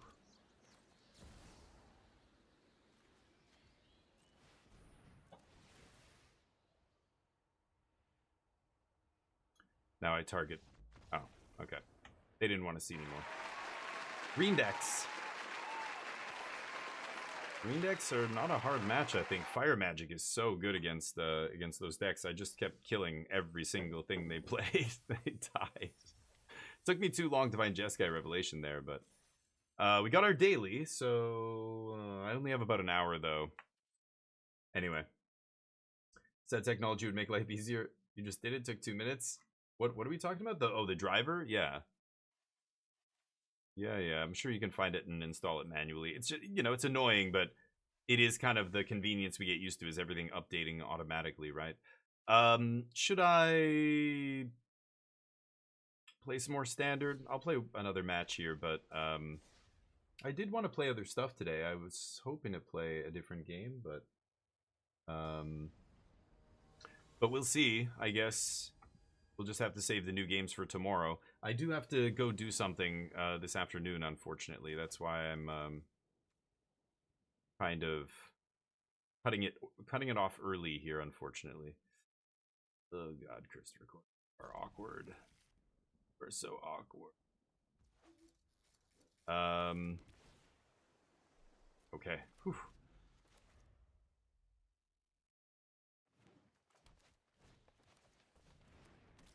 Sure. Could just kill this thing right now, I guess, but I think I'll save the mana for No More Lies for their Badger Mole. I'm sure you have a second land, Alvin, right? Maybe they just have another 1-drop and then they're gonna tap it to make 1. I gotta get more liquids.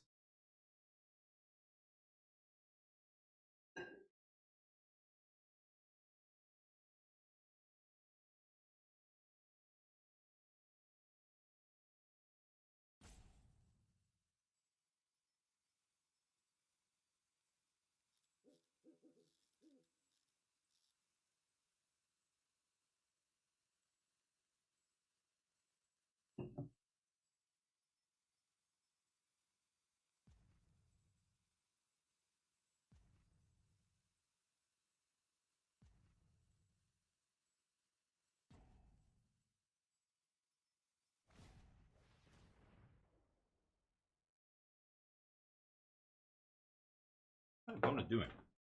Oh, Mockingbird? Sure.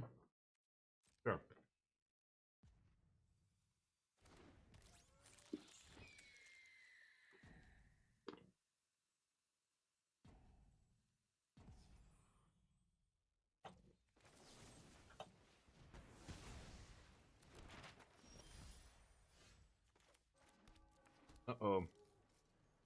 Should I kill this guy? I think I should.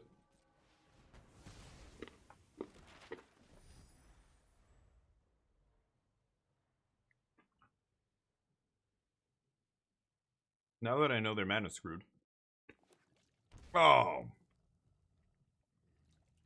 They top decked 1.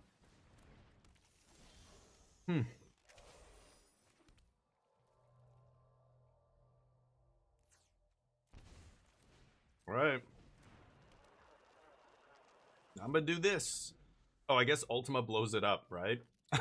Whoops.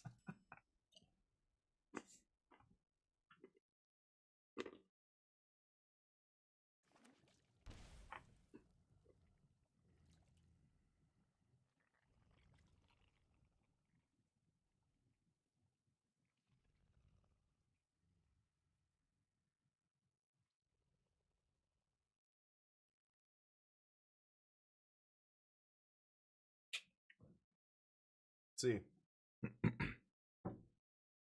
What's it gonna be? Choose Rhythm. Wow, that sucks. I'm really dumb for playing Curse Recording. I guess. I don't know, for putting it in my deck.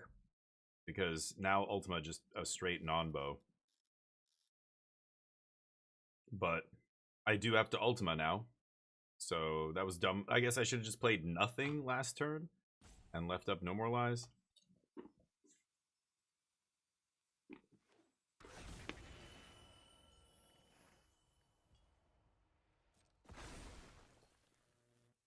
Mm-hmm.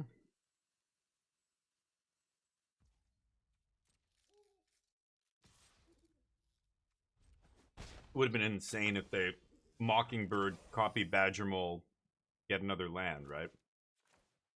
Okay. Might just die here, but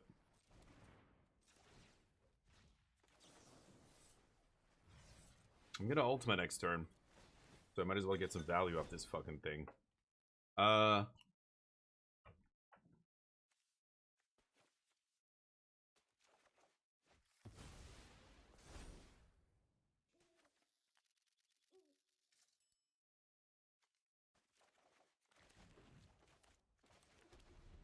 Alright.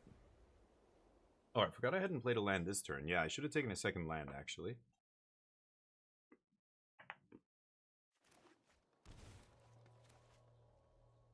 Mm-hmm.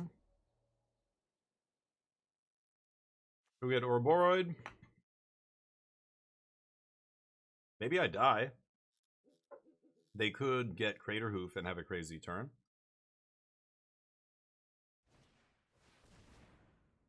Hmm. Hmm. Gonna take some damage this turn, but then I get to wipe. I guess I could Day of Judgment and not Ultima here, but I get to eat one of their lands.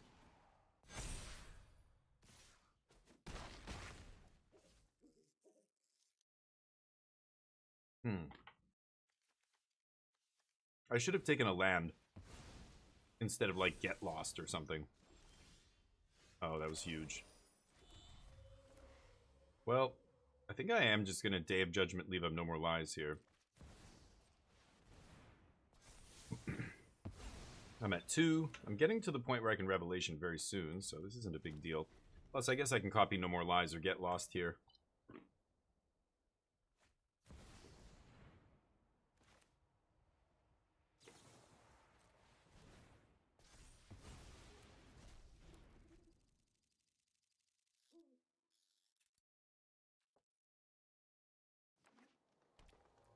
Okay.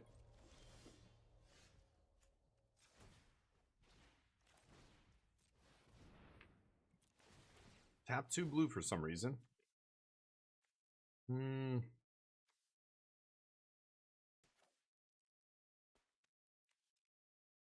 don't want to take this land, but I have a Consult in hand.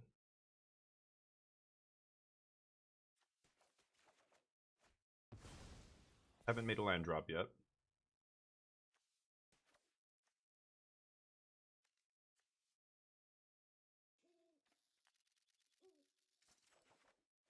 Okay. 3 steps Consult up. I go to 5, and then this goes to 6. I can only play one other spell before Revelation, or else I'm going to take 20.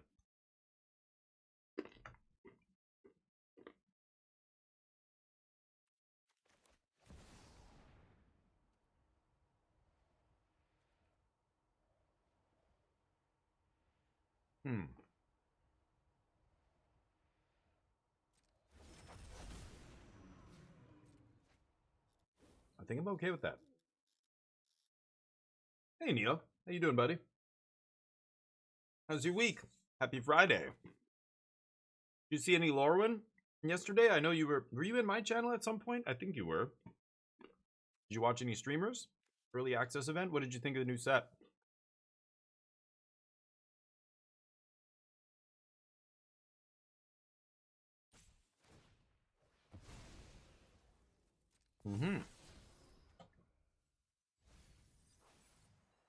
Okay. Using their mana to activate those maps? I guess that's fine, but that means they have nothing in their hand. Nothing better to do? It's good for us. Oh, are they making... Yeah, they haven't made a land drop yet? Okay, that makes sense too. I don't think I'm gonna do anything on their end step. I've got a full grip here. I've got Revelation up. I've got my land drop for next turn. Bunch of crappy cards in their deck. Their deck is like half good cards, half garbage. All the mana dorks and stuff, they're super necessary, but they're just such bad cards in the late game. They do nothing, right? Pass. Now we've got double Jeskai Revelation up, which is almost certainly just GG.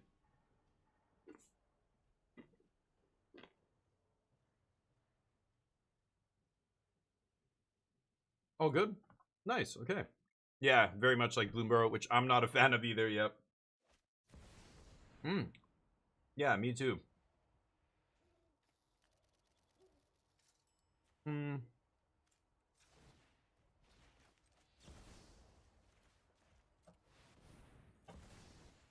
Oop.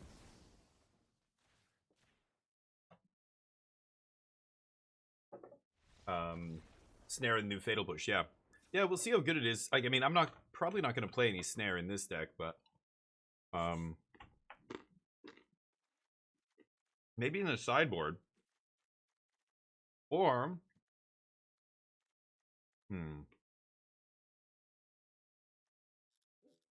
I think the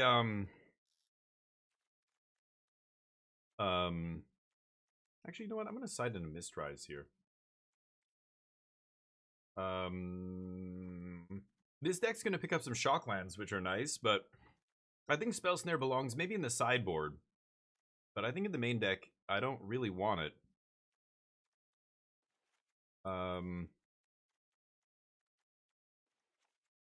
Okay. Something like that.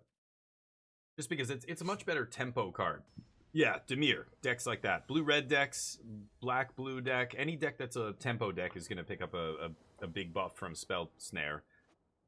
But Control, it's okay in Control, but yeah, and I don't know. I think they're going to be a little too narrow too often. Like they're just not going to hit anything too, quickly. In games where you draw them later on, it's like, I don't know. Maybe a couple. In this version, it's weird. Like, I find No More Lies and stuff not to be like I'd rather be proactive or reactive than proactive.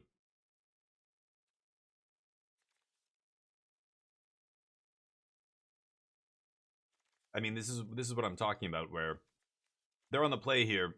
By the time I get No More Lies online, yeah, their cub is going to be down, and then this is going to be dead. I think I'm going to mulligan this.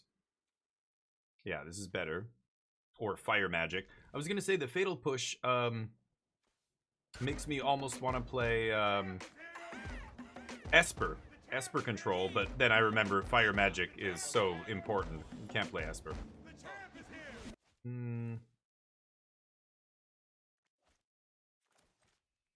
Alright, play that first, this second, then I've got Helix plus Get Lost.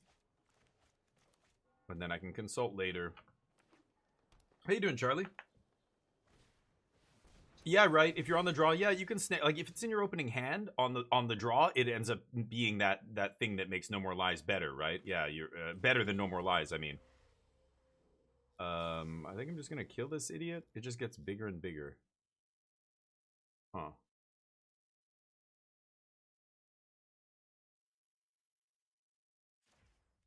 Yeah, I think I'm gonna kill that. I could kill the elf. It's tempting. I don't know. But I could see it. I could see it. But again, I only want it against those kind of decks. Like it's dead against everything else. It's dead against. It's dead in the late game. Like if you draw it later on, it's like killing a Badger Mole on turn 8 is not a big deal. But I don't know. I guess it depends on the style of control deck. This one plays so much removal that I don't even know if I need snare. Like I rarely. I guess it would be. Oh yeah, if there's enough of these decks running around, even as a control deck, it's probably good.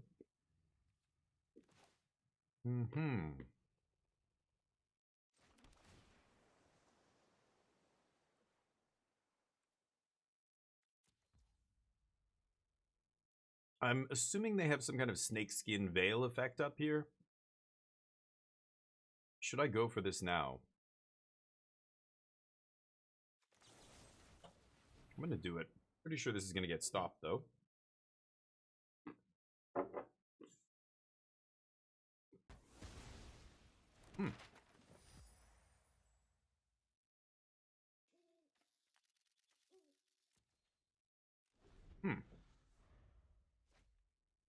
Weird?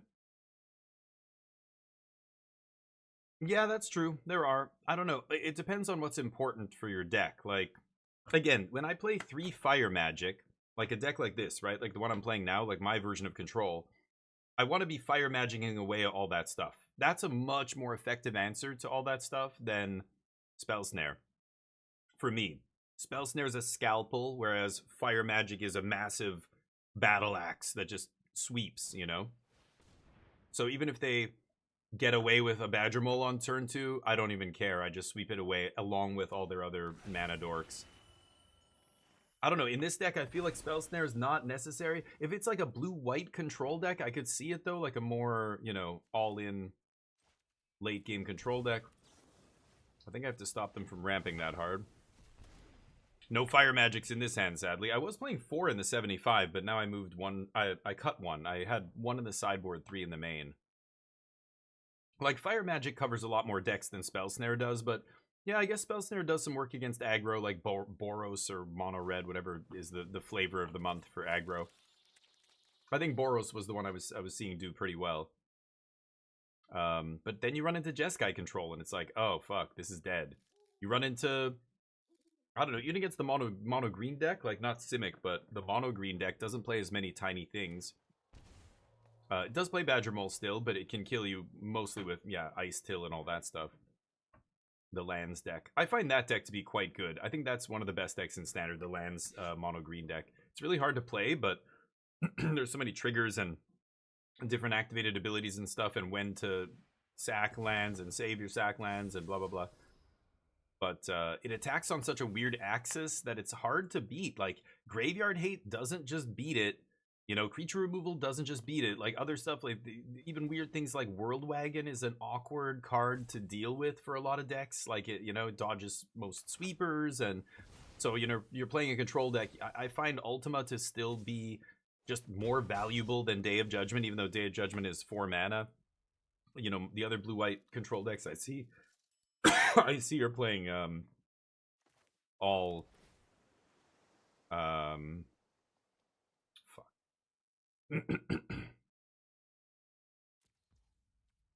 They're playing all Day of Judgments. That sucks. I don't want to consult that away, so if they play Ouroboros, I've got to play this, but if they don't play Ouroboros, I'm going to feel bad. If I tap out on my turn to consult, then play the Surveil land, I'm just going, okay, you go Ouroboros, kill me here. But I think this consult is going to find me a sweeper, whether it's Fire Magic or Day of Judgment or Ultima or whatever, so... This is great. They're attacking me. That's fantastic. So I do have to shuffle this away, I think. It kind of, to me, it wastes one of the draws off of this, right? Because, I don't know, maybe they'll counter this. Who knows, actually. Because, you know, one of these draws is gonna have to be a land.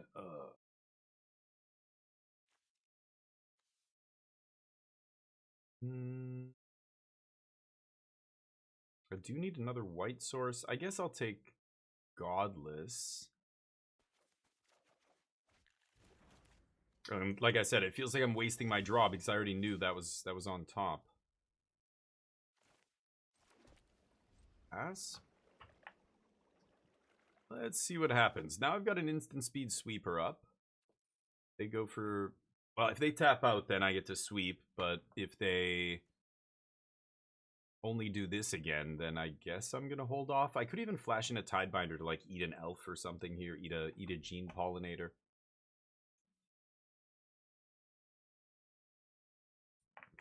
Yeah, Tidebinders are great. I was playing 2 in the main at one point, but now I've got them back in the board. Blue-white control splashing Revelation. No other red card? Oh, Revelation? Oh, Jeskai Revelation. Yeah. Yeah, right. Jeskai Revelation is the control finisher of choice for sure. So yeah, like, splashing for it. I mean, with Steam Vents and Hallowed Fountain, yeah, it probably is viable, right? I could see the splash being good. I'm going to flash in a blocker here because they don't play removal. And I can just start... I can eat one of these guys now and then threaten to trade with the land next turn. They can bounce this, I don't know, into the Floodmaw. Their fight spell, instant speed that this deck plays. Oh, Flood Pit's Drowner. They have one card left. I mean, I could Tidebind this. Yeah, let's just do it. The old double Tidebinder. Now I can just save my sweeper. Go nuts. Now I just cut off a bunch of their mana as well. They can still go for that Nature's Rhythm. I'm going to counter that.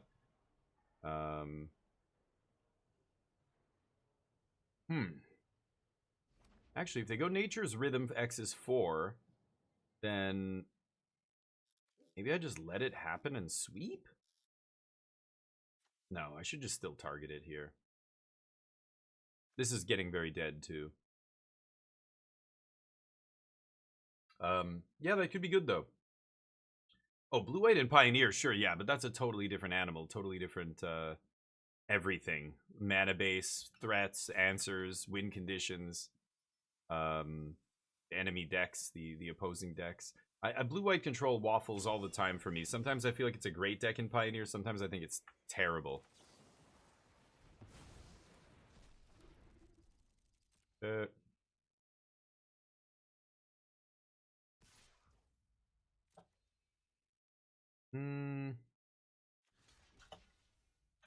Sure.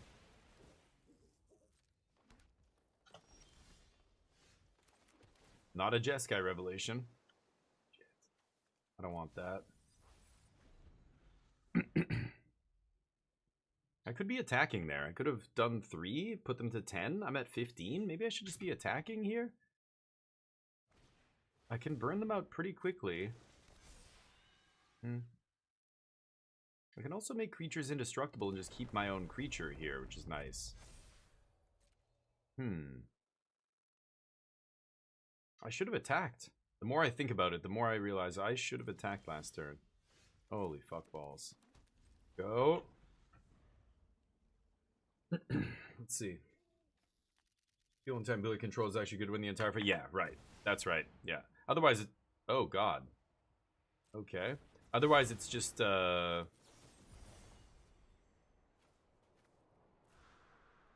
It's just... too wide. Excuse me. Too wide a format to try and tackle as a control deck. You're absolutely right. The bigger the card pool, the harder it is. Or the bigger the card pool, the harder it is, because there's just so many decks that are viable. So it only works when there's only a few decks that are viable. Exactly. Yeah. Oh, Ba Sing Se off the top. That's one of the best cards they have against control here. Yeah, that's a good one. I'm missing 3. Oh, they top decked Ouroboros. Nice draw. I'm missing 3 points. They should be at 7 here, which means I could just kill them off a Jeskai Revelation, right? Fuck.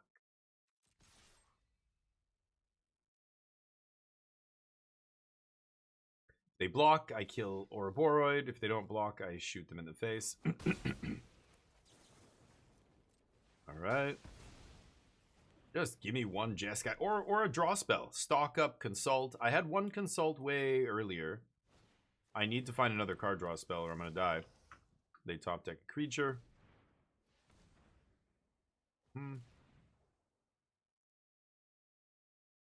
Pop up a different land.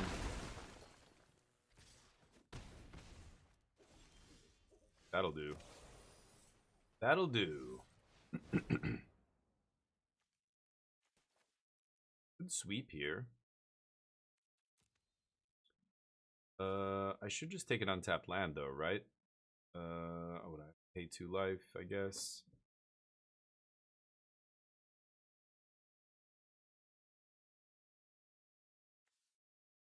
Could take double Revelation. Ba Sing Se pumps, I take 8. Like, I'm not dead here.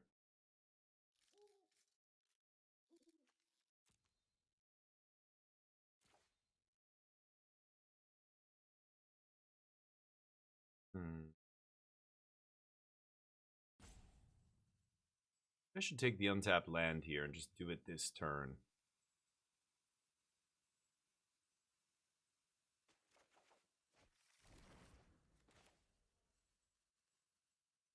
And then the question is, do I shoot them? Or do I kill a dude? I'm very tempted to shoot them. I think I should.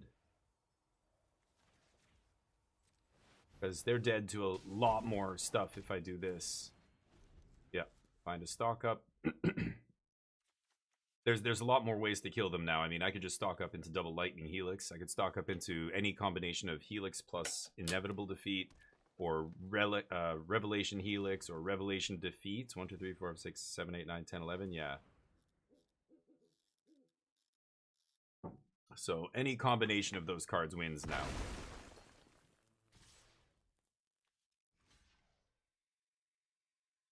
I'm at 12? Doesn't really matter. Sure, we'll trade with that.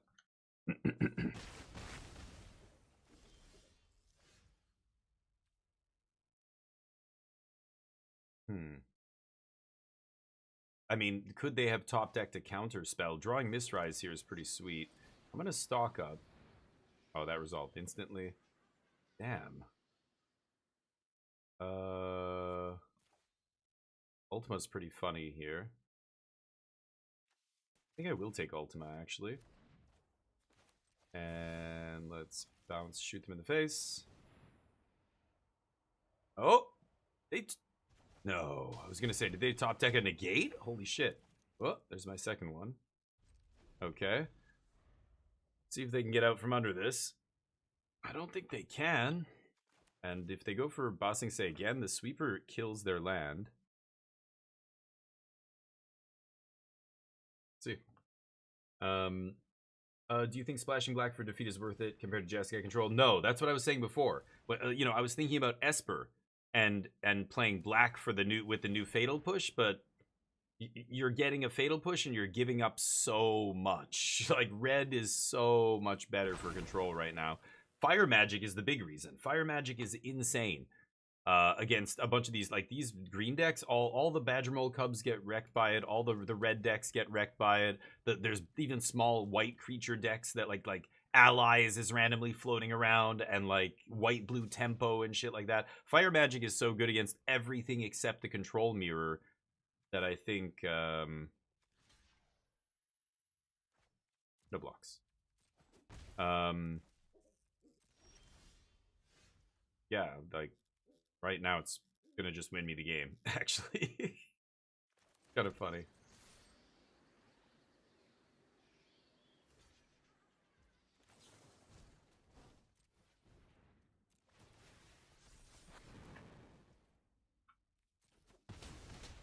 Good game.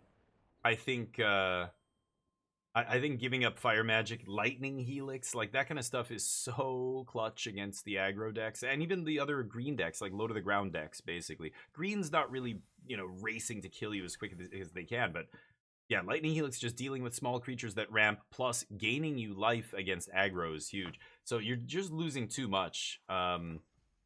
And, you know, a deck like mine does already play black. Like, I could splash something like that, but... Oh, I got a style for that. Whoops. But you just don't have to. Like, Fire Magic, Lightning Helix, that kind of stuff is so good. It is weird, because you look at the deck, like, forget about this stupid thing. I should probably not even be playing this. But you look at the deck, and it's mostly blue-white. I mean, there's only 3 red cards in the main, right? These 3. Everything else is blue-white. Oh, and Jeskai Revelation, right? On the very top end. But your finisher, it doesn't even matter what colors it is. But having this early is what makes the mana awkward. Having mana, like enough red sources to be able to play the red stuff early when you need it, it can be a little bit awkward. But this isn't counting Multiversal Passage, so... it hasn't been an issue so far. But yeah, black in this spot? Like, no, I'd much rather have fire magic, right? But yeah. In this list, yeah, no, I wouldn't splash for anything else. Oh, do I think... Oh, you're talking about defeat? This defeat? I thought you were talking about the fatal push card. Okay, sorry, I don't know what you're saying here. You're talking about this? You're already... What you were already doing was playing black for this. That's why the deck was originally playing black. I was playing like 3 teachings at one point, and then 2 teachings. Now I'm still playing 1, so flashing this back is pretty important. But then it became, oh, if you're playing black anyway, why not play Defeat or even sideboard cards? Like, you don't see me playing any double black sideboard cards, but there's versions of this deck that play The End and Outrageous Robbery and shit like that, which is like, it's just another revelation. I guess you bring it in against control because by turn 15 you have double black. It's really weird. You could do stuff like that, but I'm very lightly splashing black. So are the defeats worth it? I think so for the cost, because I'm already playing black. It ends up being a removal spell that's insane against specifically Dimir. I think as long as Kaito Dimir is in the format, this is a great card. Plus Lessons, it hits Talent, it hits Monument, they can't touch it. Like, it ends up being very useful. And I think I would play at least 1 or 2 of these no matter what build I was playing of this deck. I think the mana, especially after Lorwyn, only gets better, and that allows you to be greedier. Right now, deck is still functional without the Lorwyn shocks. But when those arrive, a deck like this it makes even more sense to do stuff like this because it's even easier. And I think the upside is good, high. Yeah, I think this card is a lot for 4 mana. I mean, back in the day, we would play, what's it called? Vraska's Contempt? Was that what it was called? 4 mana, double black, 2 colorless, exile, not any permanent. I think it was just creature or planeswalker, and you gain 2 life. And it was like a rare, and it was expensive at the time. Like, it was, I don't know, like, it's probably $1 now or less, but yeah, this is that card, right? This is your exile answer to, like, this is even better, obviously, any non-land permanent. There are a bunch of lands you wish you could hit. Like, it doesn't hit creature lands, which gets awkward, but I think the weakest card might be Get Lost in this deck. Like, I love Get Lost, but white, this is white's, like, concession to removal. This is the card that, like, we have to play as a blue-white based control deck that is not great, but there's never been a great one. That's the point. Like, white shouldn't get a Doomblade. Doomblade is for black decks. Go for the Throat is much better. That's a black card. This is just, you know, you have to give them something. There was even worse version before that people played. What is it called? Midnight something? I don't know. You give them a card. You give them a clue, which is basically like letting them draw a card. Giving them maps is way worse than giving them a clue. But it's still bad. There are decks that go, oh, maps, and then I didn't have a land drop this turn. Oh, I found a land drop, or, you know, my creature's now big enough to get through or kill your thing or whatever it is. That's super annoying. Like, I hate playing this card, but there's 4 of them. Fateful Absence, that's it. I fucking hated that card. I never played it, even when people, like, were playing. That's why I was playing Esper. I was playing Esper Control to, like, plug that hole with black removal spells. And not have to play that crap. I hated it. People were playing it in Pioneer, blue-white control. Even Pioneer that was playing that card until finally we got a better version of garbage. So this is still a card I really dislike playing in the control deck, but you kind of have to play it. It's just too effective and cheap at what it does. Like, I want to trade 2 mana for an Artist's Talent. I want to trade 2 mana for Badger Mole Cub, you know, any other 2-drop in the format, right? This is 4 mana to hit one thing.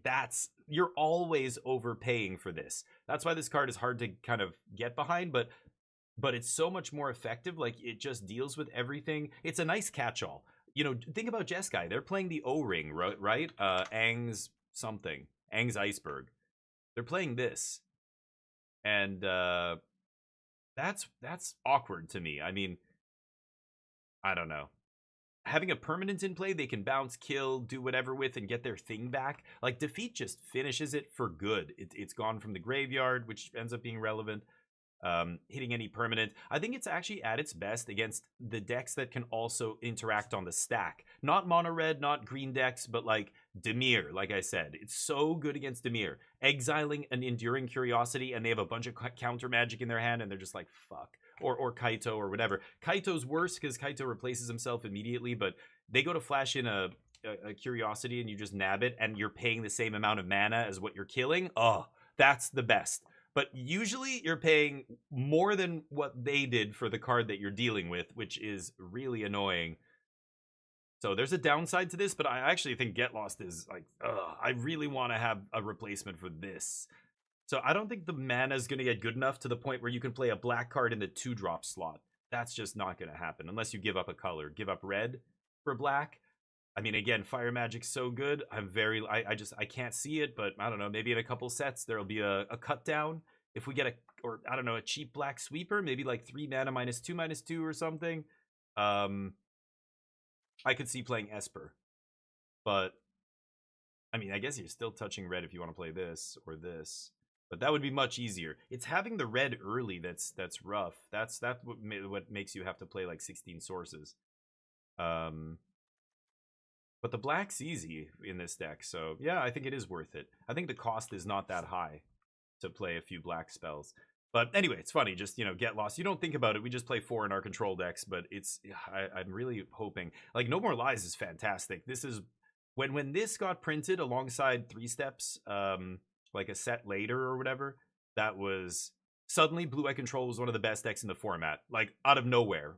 And Wandering Emperor was around, and but it was never that good until, bam, like, we got these 2 excellent early interactive cards, and then it just became so. I don't know how many people are playing back then, but many of you, I imagine. Blue-White Control was very good right before rotation happened, with Bloomburrow. Bloomburrow launched. Dropped, whatever. Anyway, I'm rambling here. I'm gonna have to pack it in pretty soon. I've got to take Neo for a walk, and then we're gonna go look at some commercial property. Anyway, we've got a bunch of stuff going here. I know I mentioned the podcast. We're going to be starting this podcast. We had to delay it a little bit after I said, yeah, we're going to do this. We're going to do a limited podcast. So Lorwyn is coming out soon. Good luck to all the people in the pre-release events this weekend. And releases and whatever you're doing this upcoming week. We're going to be starting with Lorwyn on Tuesday. And again, this is going to be our first set with the new podcast launching. So I'm going to be playing a lot of Lorwyn. I'm going to be doing a podcast with Dafor and Just Lola Man, 2 of the best drafters on Arena. I'm very lucky to be able to have them. They're on my team, on our stream team. And so I can access them, and I can't believe nobody else is. I had to kind of meekly. I was like, can I float this idea? What if we do like a limited podcast? We have 2 of the best limited drafters on Arena on our team. Like, let's just give them a, I want to hear what they want to have to say. Like, they don't even have their own podcasts or anything. Dafor and Just Lola. So I'm very excited. It's called Competitive Limited Podcast. I know. Hold your applause. Very creative. Wow. I know. I'm not joking. Competitive Limited Podcast. We're going to be launching very soon. We're going to have our own Patreon and all this other stuff. Discord. We're going to be releasing daily YouTube videos on our YouTube channel. So I'm not only me. Like I'm the like tag along here. Dafor and Just Lola, we're going to try and get videos from them, one of us every day. I'm going to be contributing, because it's a lot for people to do. They have their own platforms as well, so you guys should probably go check them out. If you don't know who I'm talking about, oh boy. I don't know I don't want to misspell their name and shout out the wrong person here, but you'll be able to find their links and stuff there. Oh, it's in my, in that bot message. You can see their names, I think, on Twitch. Anyway, they are awesome. So go give them some love if you haven't already. We're going to be doing a podcast with them, and we are going to be trying to keep up. I'm going to be basically playing the Marshall Sutcliffe to their LSVs. They are the experts. I'm going to be trying to keep up and do what I can to